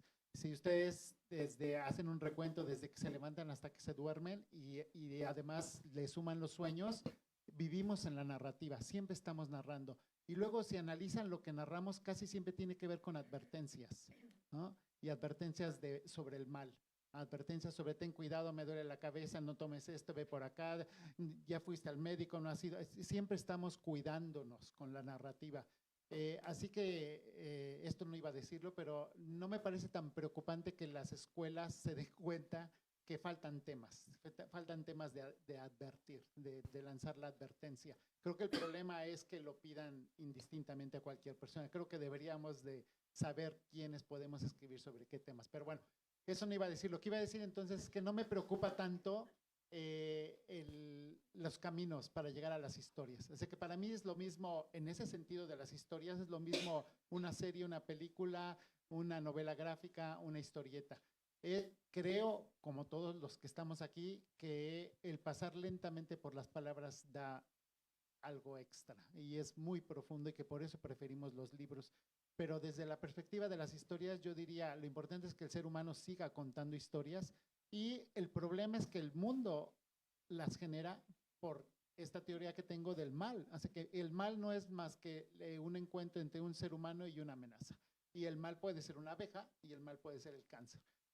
Así que mientras haya un encuentro adverso entre un ser humano y una situación, surgirá una historia siempre. Y eso, creo que las historias están ahí para advertirnos, para cuidarnos. Si estamos aquí es que las historias nos han cuidado más o menos bien. Nosotros lo que queremos es que los niños crezcan, progresen y demás a través de las historias que los cuiden. Creo que en el fondo lo que estamos hablando es, no estaremos descuidando a los niños con el tipo de historias que les estamos contando ahora, ¿no? Bueno, esa sería solamente una parte de una de tus preguntas. Sí, yo voy a contestar a otra y le dejo el grueso a Ana, que creo que es a quien van dirigidas la mayoría. Me acaba de recordar, Ricardo, cuando hablaba de que los humanos contamos historias, de un libro muy interesante que se llama La especie fabuladora, justamente hablando de que somos una especie que se dedica a contarse historias, ¿no? Y es cierto. Yo te iba a contestar a la parte de la novela gráfica porque es un tema que a nosotros, novela gráfica y cómics, ¿no?, que nos ha interesado mucho en estos 2 o 3 últimos años porque ha tenido un crecimiento exponencial. Y ha tenido un crecimiento exponencial al hilo de algunas de las cuestiones que comentaba en mi intervención anterior, de que el lector joven es un lector cross-media.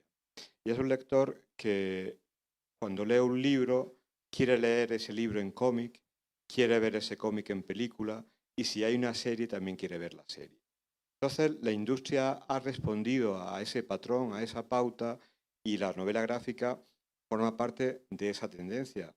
Es abundantísima. De hecho, hace poco estuve en un grupo en el Instituto Cervantes que se hizo para crear un protocolo de actuación en la biblioteca del instituto y justamente era este sector del cómic el que estaba especialmente indicado para promocionar dentro del sector de dama juvenil porque habían comprobado que casi toda la literatura española, independientemente ya de adultos, de infantil o juvenil, casi toda la literatura española estaba ya en formato de novela gráfica o en vías de publicarse como novela gráfica. Grandes obras de la literatura están todas en novela gráfica y obras más anecdóticas también estaban como novela gráfica o como cómic. Entonces ahí está empezando a asimilarse esa tradición del manga japonés, en el cual ya no es solamente la ficción la que se desarrolla a través de historietas y a través de historias con imágenes, sino que también, como tú comentabas en el libro álbum y como comentaba, temas de carácter monográfico tienen ya su expresión también a través de obras que están representadas con carácter gráfico. Por ejemplo, y ya acabo con esto, hay una colección de filosofía fantástica que desarrolla la editorial Herder, que es una editorial que está dedicada a esos temas, con todas las grandes obras de la filosofía en historieta, que es una manera de contar la filosofía distinta y una manera de aproximar la filosofía, que en teoría es una materia árida, a un sector de edad que por principios y por sensibilidad pues no tiene facilidad para aproximarse. Por lo tanto, yo creo que es un sector muy interesante que está creciendo y por el cual están apostando editoriales importantes con obras fantásticas. Hay novelas gráficas hechas con ilustradores. Zapico, por ejemplo, acaba de publicar ahora la última parte de la historia del norte que estaba publicando. Son obras con muchos premios, La ciudad de los prodigios. Bueno, hay muchísimas novelas que han recibido ya premios porque lo gráfico ya es un arte más que añadir al lenguaje. Y entonces esa unión, esa intersección entre lo icónico y lo lingüístico creo que va ganando terreno entre el público. Bueno, yo no sé por dónde empezar. Me gustaría conocer mucho tu guía y quería preguntarte, por ejemplo, en esa guía hay libros informativos, hay libros de no ficción.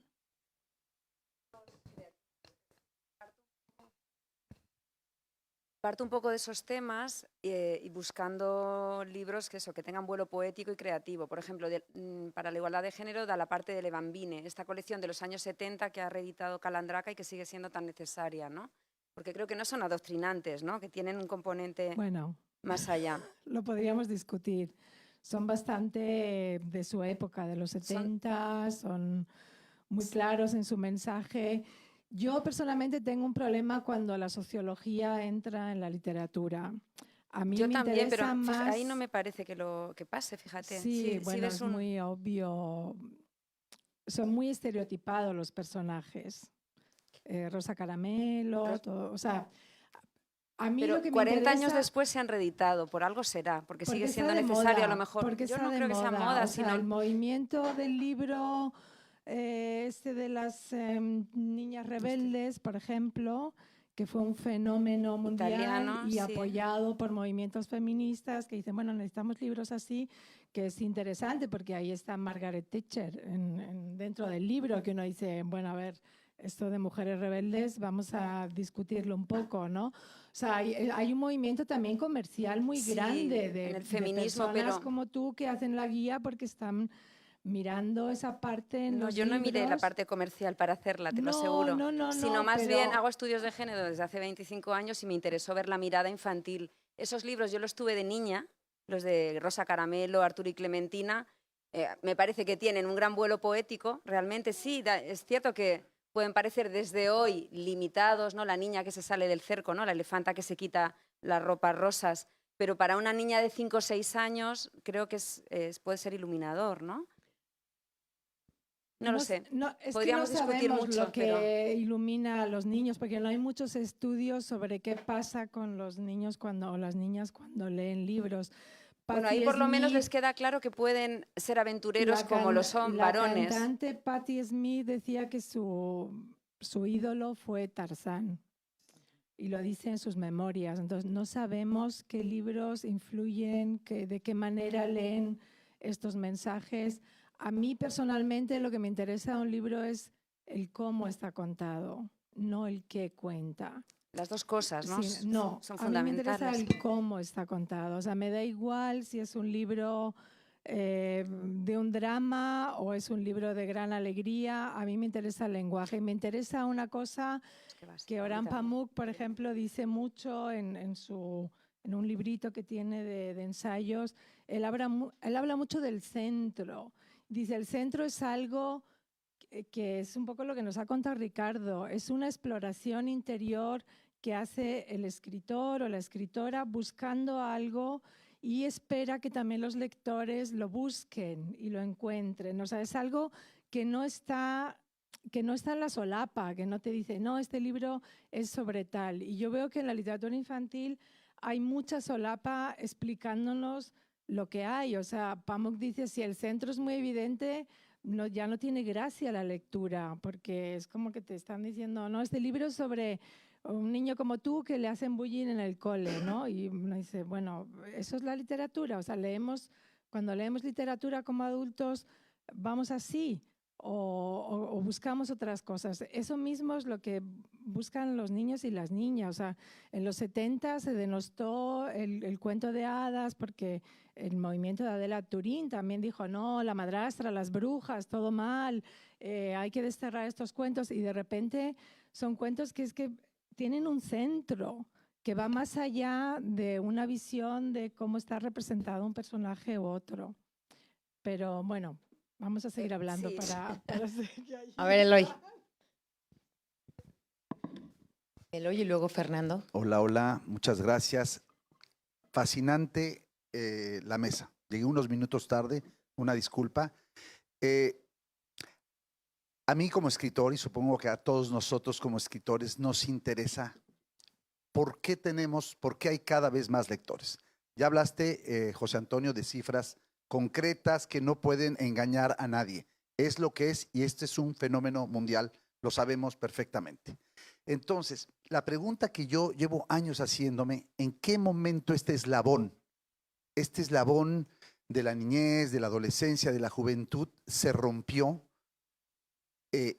Creo que, como tú dijiste, desde el 2010 esto se ha acentuado de una manera vertiginosa, si no es que desde antes.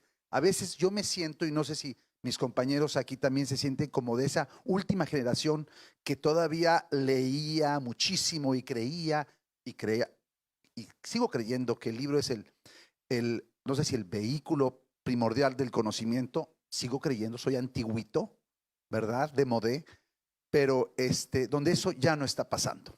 Entonces, lo que sí está pasando es que o los niños y los adolescentes y los jóvenes leen mucho menos, o leen, como tú dices, superficialmente, o no tienen la capacidad analítica, la capacidad crítica, o les interesa también leer a través de dispositivos, redes sociales, porque sí, todo el mundo cuenta una historia.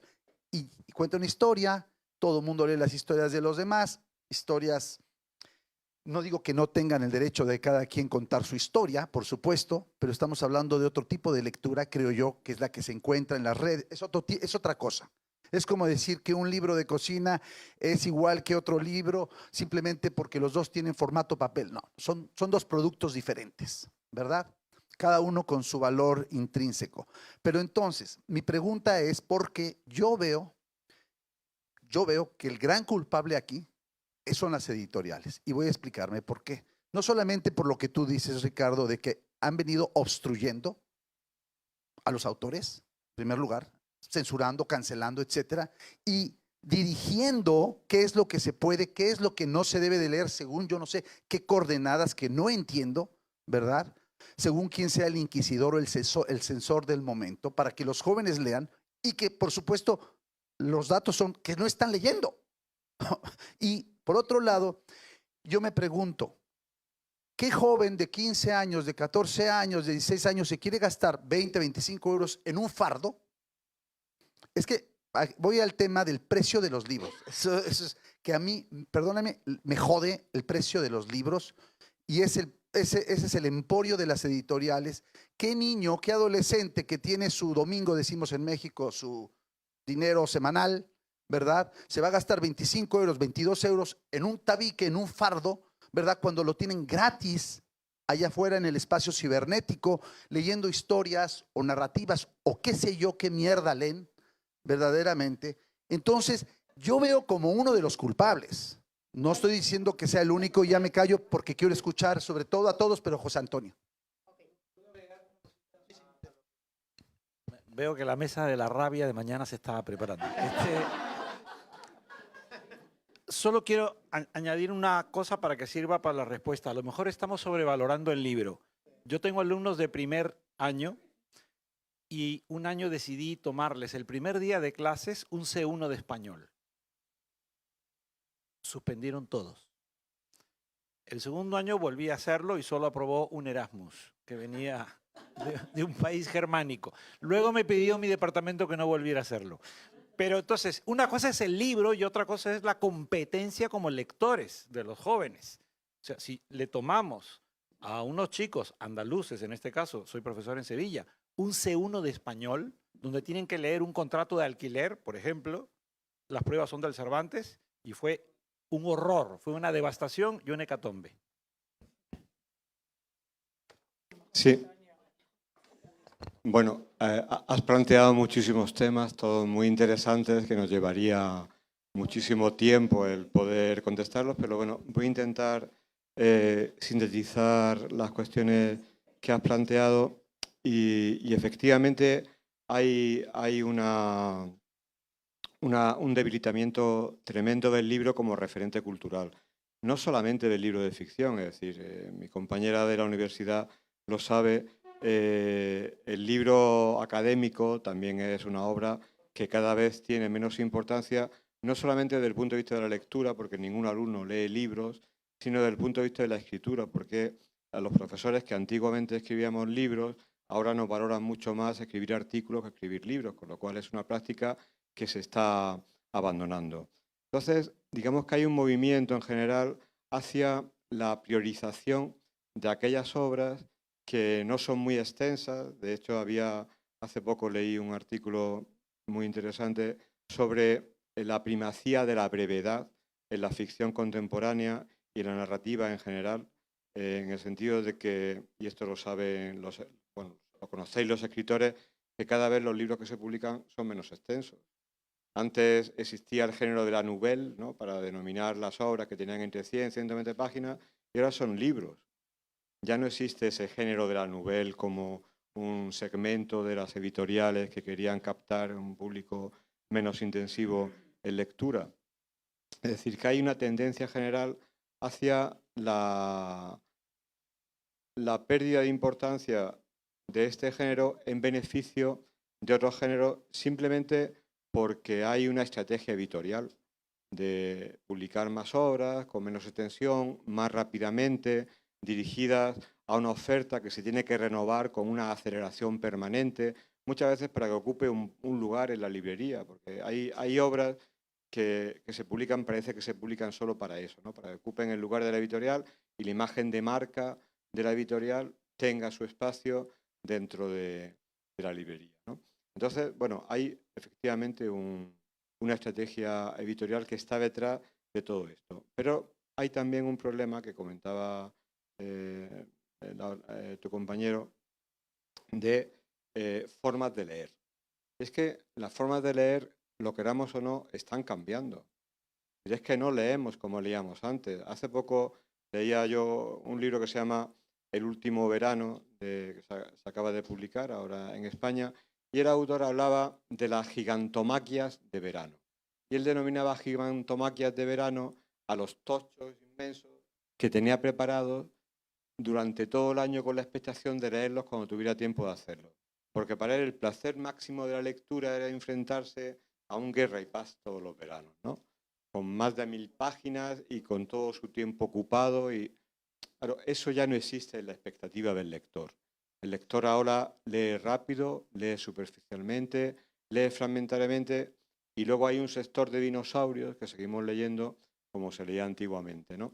Pero es un sector cada vez más minoritario, es decir, las formas de leer están cambiando, van evolucionando hacia lo gráfico, por eso comentaba yo la importancia creciente que está teniendo la novela gráfica, y el sector editorial se ha dado cuenta de que la lectura tradicional se hace menos y hay una evolución hacia un tipo de lectura, digamos, más esquemática, con abundancia de imágenes, y donde el mensaje está más debilitado, digamos, o menos enriquecido, ¿no? Entonces, yo creo que el problema es que la forma de leer está cambiando.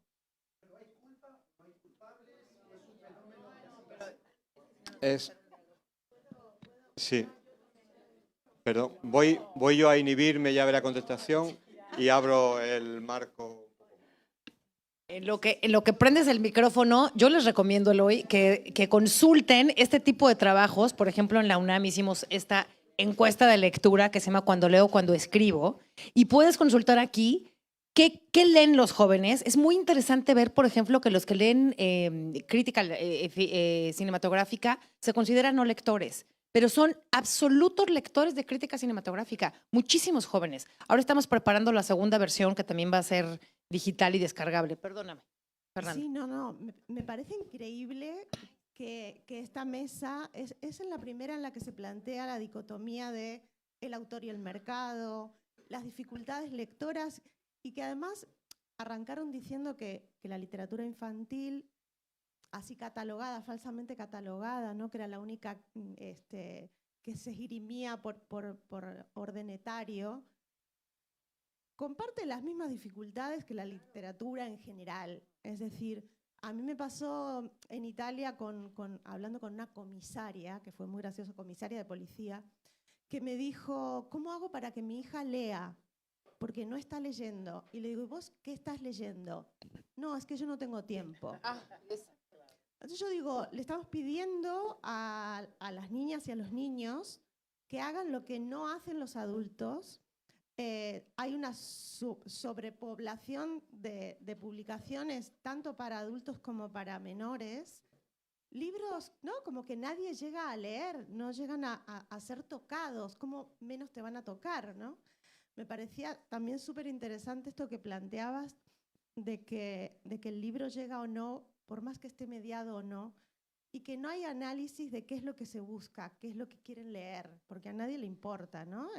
Yo creo que hay excesivos mediadores, de hecho, porque cuando uno va a una librería como adulto tiene la posibilidad de revisar qué es lo que quiere leer.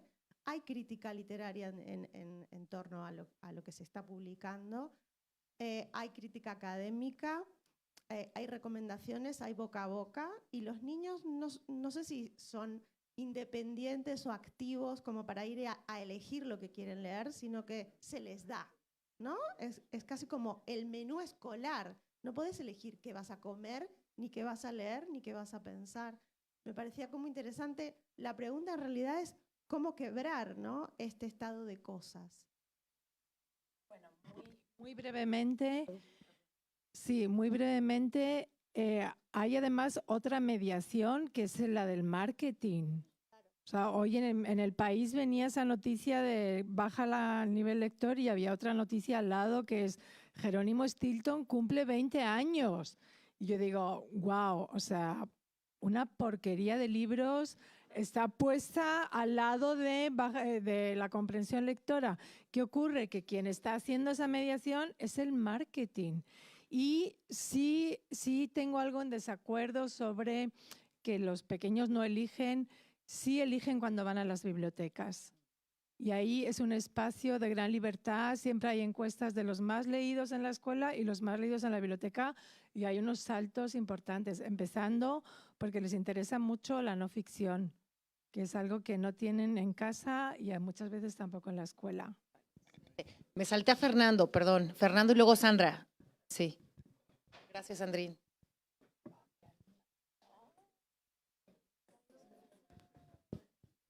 Yo os quería dar las gracias porque ha sido muy interesante. Os quería dar las gracias porque ha sido muy interesante. Tengo niños pequeños y es un problema, ¿vale? Y quería aquí comentaros dos cosas. Hay muchas que han salido y están muy hiladas con cosas que hemos hablado antes. Una de ellas es la atomización de las cosas, el número de publicaciones, de todo ese tipo de historias. Pero hay dos cosas que os quería apuntar. Una es el problema de lo que llamamos el cerebro lector, ¿no? Y es que cuando hemos empezado a comprender cómo funciona el cerebro leyendo lo clásico sobre papel, de pronto nos han venido las nuevas formas de leer, en pantallas, básicamente, y no sabemos hasta qué punto eso está influyendo negativamente en el cerebro lector clásico. Que eso es un problema técnico, por decirlo de alguna forma, o científico, y habrá que verlo. Eso es una cosa que creo que me preocupa, porque crear ese hábito lector es de muchas cosas.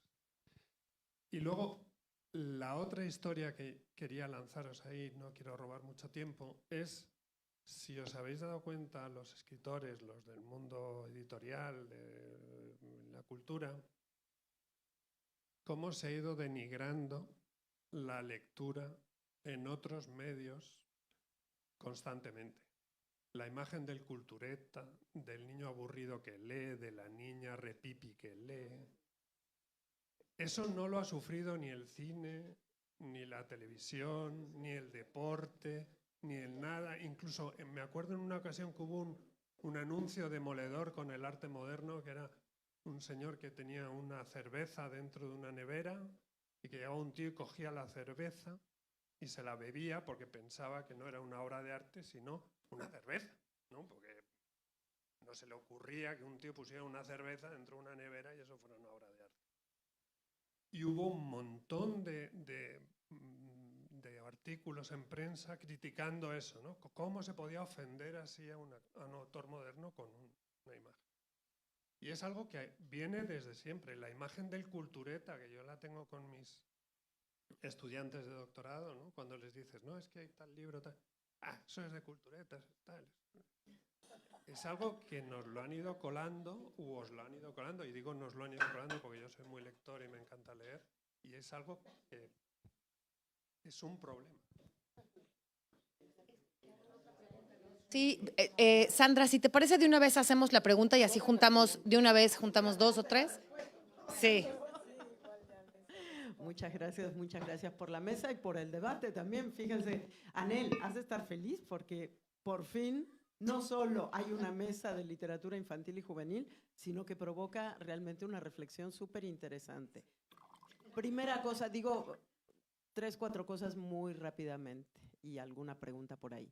Una, recomiendo muchísimo siempre el texto de María Teresa Andrueto, que se llama Una literatura sin adjetivos. Y leer La otra revolución. Y leer todo lo que ella escriba vale la pena porque habla de esto. ¿Cuál es la literatura que les damos a las niñas, niños y jóvenes, ¿no? El tema de las bibliotecas y lo que pueden elegir es fundamental porque yo hablaba hace poco, hice un par de entrevistas breves a libreras y libreros para preguntarles qué pedían los niños y decían, una cosa es lo que piden y otra lo que sus padres les compran. Porque llegan a pedir y ahora está de moda, le decía ahora Jorge, esto de Stopper Hearts o Stop Hearts o no sé, una cosa que es una serie británica, y dice, pero no se los compran, vienen los chicos solos, los púberes, a comprar esa novela porque es una historia de amor entre 2 varoncitos adolescentes, etcétera, ¿no? Entonces, claro, hay que recuperar las bibliotecas y hablando de políticas públicas, culturales, no estaría mal recordarlo, ¿no? Una cosa más, yo no sé, no estoy tan segura de que los jóvenes no lean. Y cuando vemos a jóvenes leer que no están leyendo en electrónico, por lo tanto podemos ver que leen, cuando se suben al metrobús o al camión o qué sé yo y están leyendo, suelen ser esos libros así, tochos, que ustedes llaman tochos, unos librotes de este tamaño y son todas las sagas. O sea que cuando leen, leen mucho, ¿no? Habría que ver dónde están leyendo y cómo están leyendo. Hay una investigación en la UNAM, en el CEICH, y me contaban la vez pasada que hay estas autopublicaciones de adolescentes que tienen millones de visitas, millones, tanto que las editoriales los están pepenando justamente para publicarlo en papel y hacer negocio. Pero millones que los leen, los siguen, los comentan, escriben la continuación, por lo tanto leen. Porque si no, estamos siempre en el papel de los viejos quejosos, de los niños no leen, los jóvenes no leen. A mí ese lugar no me gusta, ¿no? Porque me parece que no los conocemos lo suficiente. No estamos ahí donde ellos están leyendo. Estamos escribiendo en otro lado y a lo mejor para otras personas, no lo sé tampoco. Y lo último tiene que ver con que hemos hablado, es verdad que contamos historias, y lo dice muy bien Ricardo Piglia, somos una sociedad que habla y narra permanentemente, ¿no? Y él dice, te subes al camión y escuchas historias, vas al mercado y escuchas historias. Hemos hablado de narrativa y narrativas, pero no hemos hablado de poesía, que es uno de los primeros caminos a través de los cuales las niñas y los niños llegan a la literatura. Y es también uno de los principales lenguajes de la adolescencia. No importa cuán electrónica sea y tecnológica sea la adolescencia, hay poca gente que no escriba versos, ¿no? Entonces, me parece que ahí también, y voy con lo que decía Ana, que es el tema de la lengua. Bueno, lo han dicho todos, pero tiene que ver con la lengua. Un poema difícilmente lo conviertes en novela gráfica o en cómic. Hay otro proceso, hay otra valoración del ritmo, de la metáfora, del símbolo. Creo que también tenemos que pensar en poesía para niños y jóvenes cuando, ya que vamos a meter las mesas siempre, ya metamos también la poesía, ¿no? Y creo que eso es todo. No me voy a meter ahora con el tema de género, pero luego lo platicamos. Muchísimas gracias por la mesa. Gracias. Bueno, o sea, me sumo a las felicitaciones de la mesa, ha estado súper interesante. Yo nada más quiero comentar algo que me sorprende que no se haya dicho, lo mencionó hace ratito la persona que está hasta el frente sobre cómo vas a querer que tus hijos lean si tú no lees, ¿no? Pero me hizo pensar en la ecología lectora y también recuerdo el libro de Las palabras de Sartre que decía que cuando veía la librería de su abuelo sentía que de alguna manera sentía misteriosamente que el destino de la familia dependía de eso. Entonces yo creo que hay una ecología lectora, o sea, yo muchas veces libros los leí porque mencionaba algo que me interesaba y mi papá llegaba con ese libro y me lo ponía ahí, ¿no? Y ahí lo dejaba y muchos libros los leí muchísimo tiempo después. En la casa había libros de Salgari, de Asimov, de ciencia, mis hermanos leían. Yo la primera biblioteca que me compré fue porque a un amigo le interesaba mucho la biología y compramos la enciclopedia de la vida animal. Entonces te vas contagiando y te va interesando lo que ves y o sea, y a lo mejor muchas cosas las lees hasta mucho tiempo después, pero hay una ecología lectora. Entonces, vas a las librerías con tus hijos, te ven leer a ti y les interesa un libro y si les interesa lo compras, ¿no? Si puedes comprarlo, claro, porque después están carísimos, pero se lo compras y a lo mejor lo va a leer y a lo mejor no, pero ahí lo tiene y se vuelve un objeto con el que hay cierta familiaridad, pero aparte cierto afecto. El libro se convierte en algo que, yo tengo una sobrina que los agarra y los huele. O sea, lo primero que hace es olerlos. Entonces, también creo que esa parte ecológica, ecosistémica del libro es fundamental para que leamos los niños y los adultos.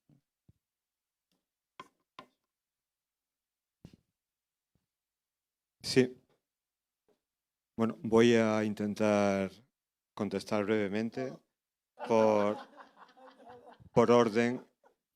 Con respecto al cerebro lector, efectivamente este es un problema que ha preocupado mucho desde que aparecieron las nuevas tecnologías de información y comunicación y que ha suscitado muchísimas investigaciones para ver si hay algún cambio en el cerebro desde el punto de vista de la comprensión, desde el punto de vista cognitivo, si se lee en impreso o se lee en digital.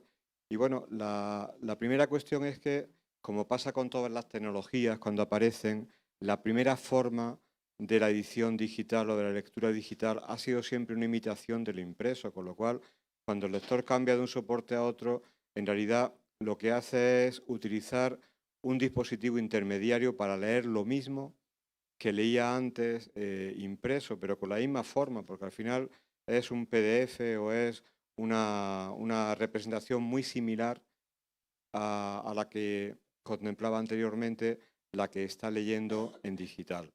Otra cuestión son las fórmulas más avanzadas de lo digital, en la cual nosotros hablamos de escritura nativamente digital, que es la que utiliza la tecnología para hacer ya representaciones que no tienen nada que ver con el referente impreso, pero esa tiene poca lectura.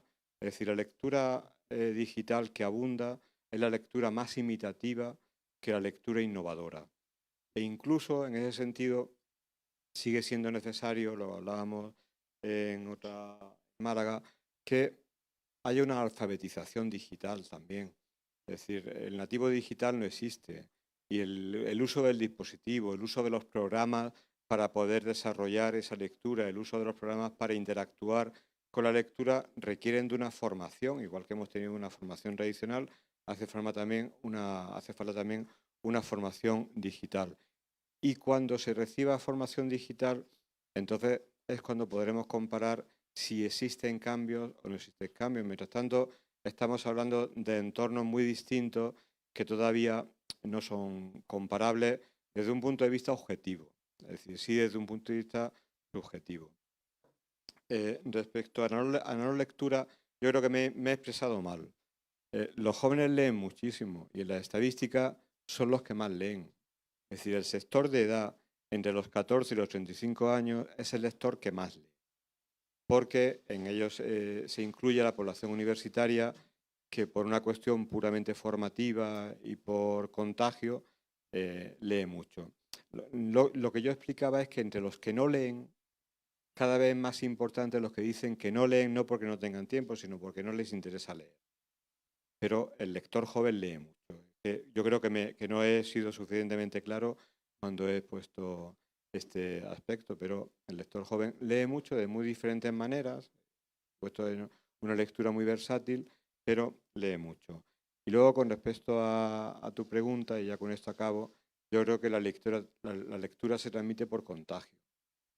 Es decir, que la forma más inmediata de lectura es lo que comentábamos antes, ver a los padres leer y luego ver libros alrededor tuyo. Yo en una intervención hace poco decía, la mejor manera de que la gente lea es poner libros por la calle. Digo, yo creo que eso al final impregna, ¿no?, la necesidad de ver qué es eso que hay ahí y de aproximarse a él. En una investigación que se publicó hace poco por la Fundación Telefónica hace 2 años, que se llama, está además en abierto, ¿Cómo leemos en la sociedad digital? Ahí, por ejemplo, era testimonio de mucha gente que leía y muchos de ellos habían leído porque en su casa habían visto libros. Y eso les había suscitado la curiosidad, pero eso es fundamental. Claro, cuando nos introducimos en un entorno digital, esto se complica mucho, porque ahí ya no ven nada. Ahí entramos en lo que Byung-Chul Han, el filósofo coreano, hablaba de las no cosas. Los libros digitales son no cosas. Entonces, nosotros tenemos que seguir intentando que haya cosas, y entre ellas libros. Creo que ya estamos en el finalísimo. Recomendación, sigan esto en Universo de Letras y en la Dirección de Literatura y Fomento a la Lectura de la UNAM, que hay muchísimo más de esto. Sigan a Ana Tarambana, lean a Ricardo y lean a José Cordón y ustedes diviértanse, lean y no les importa nada.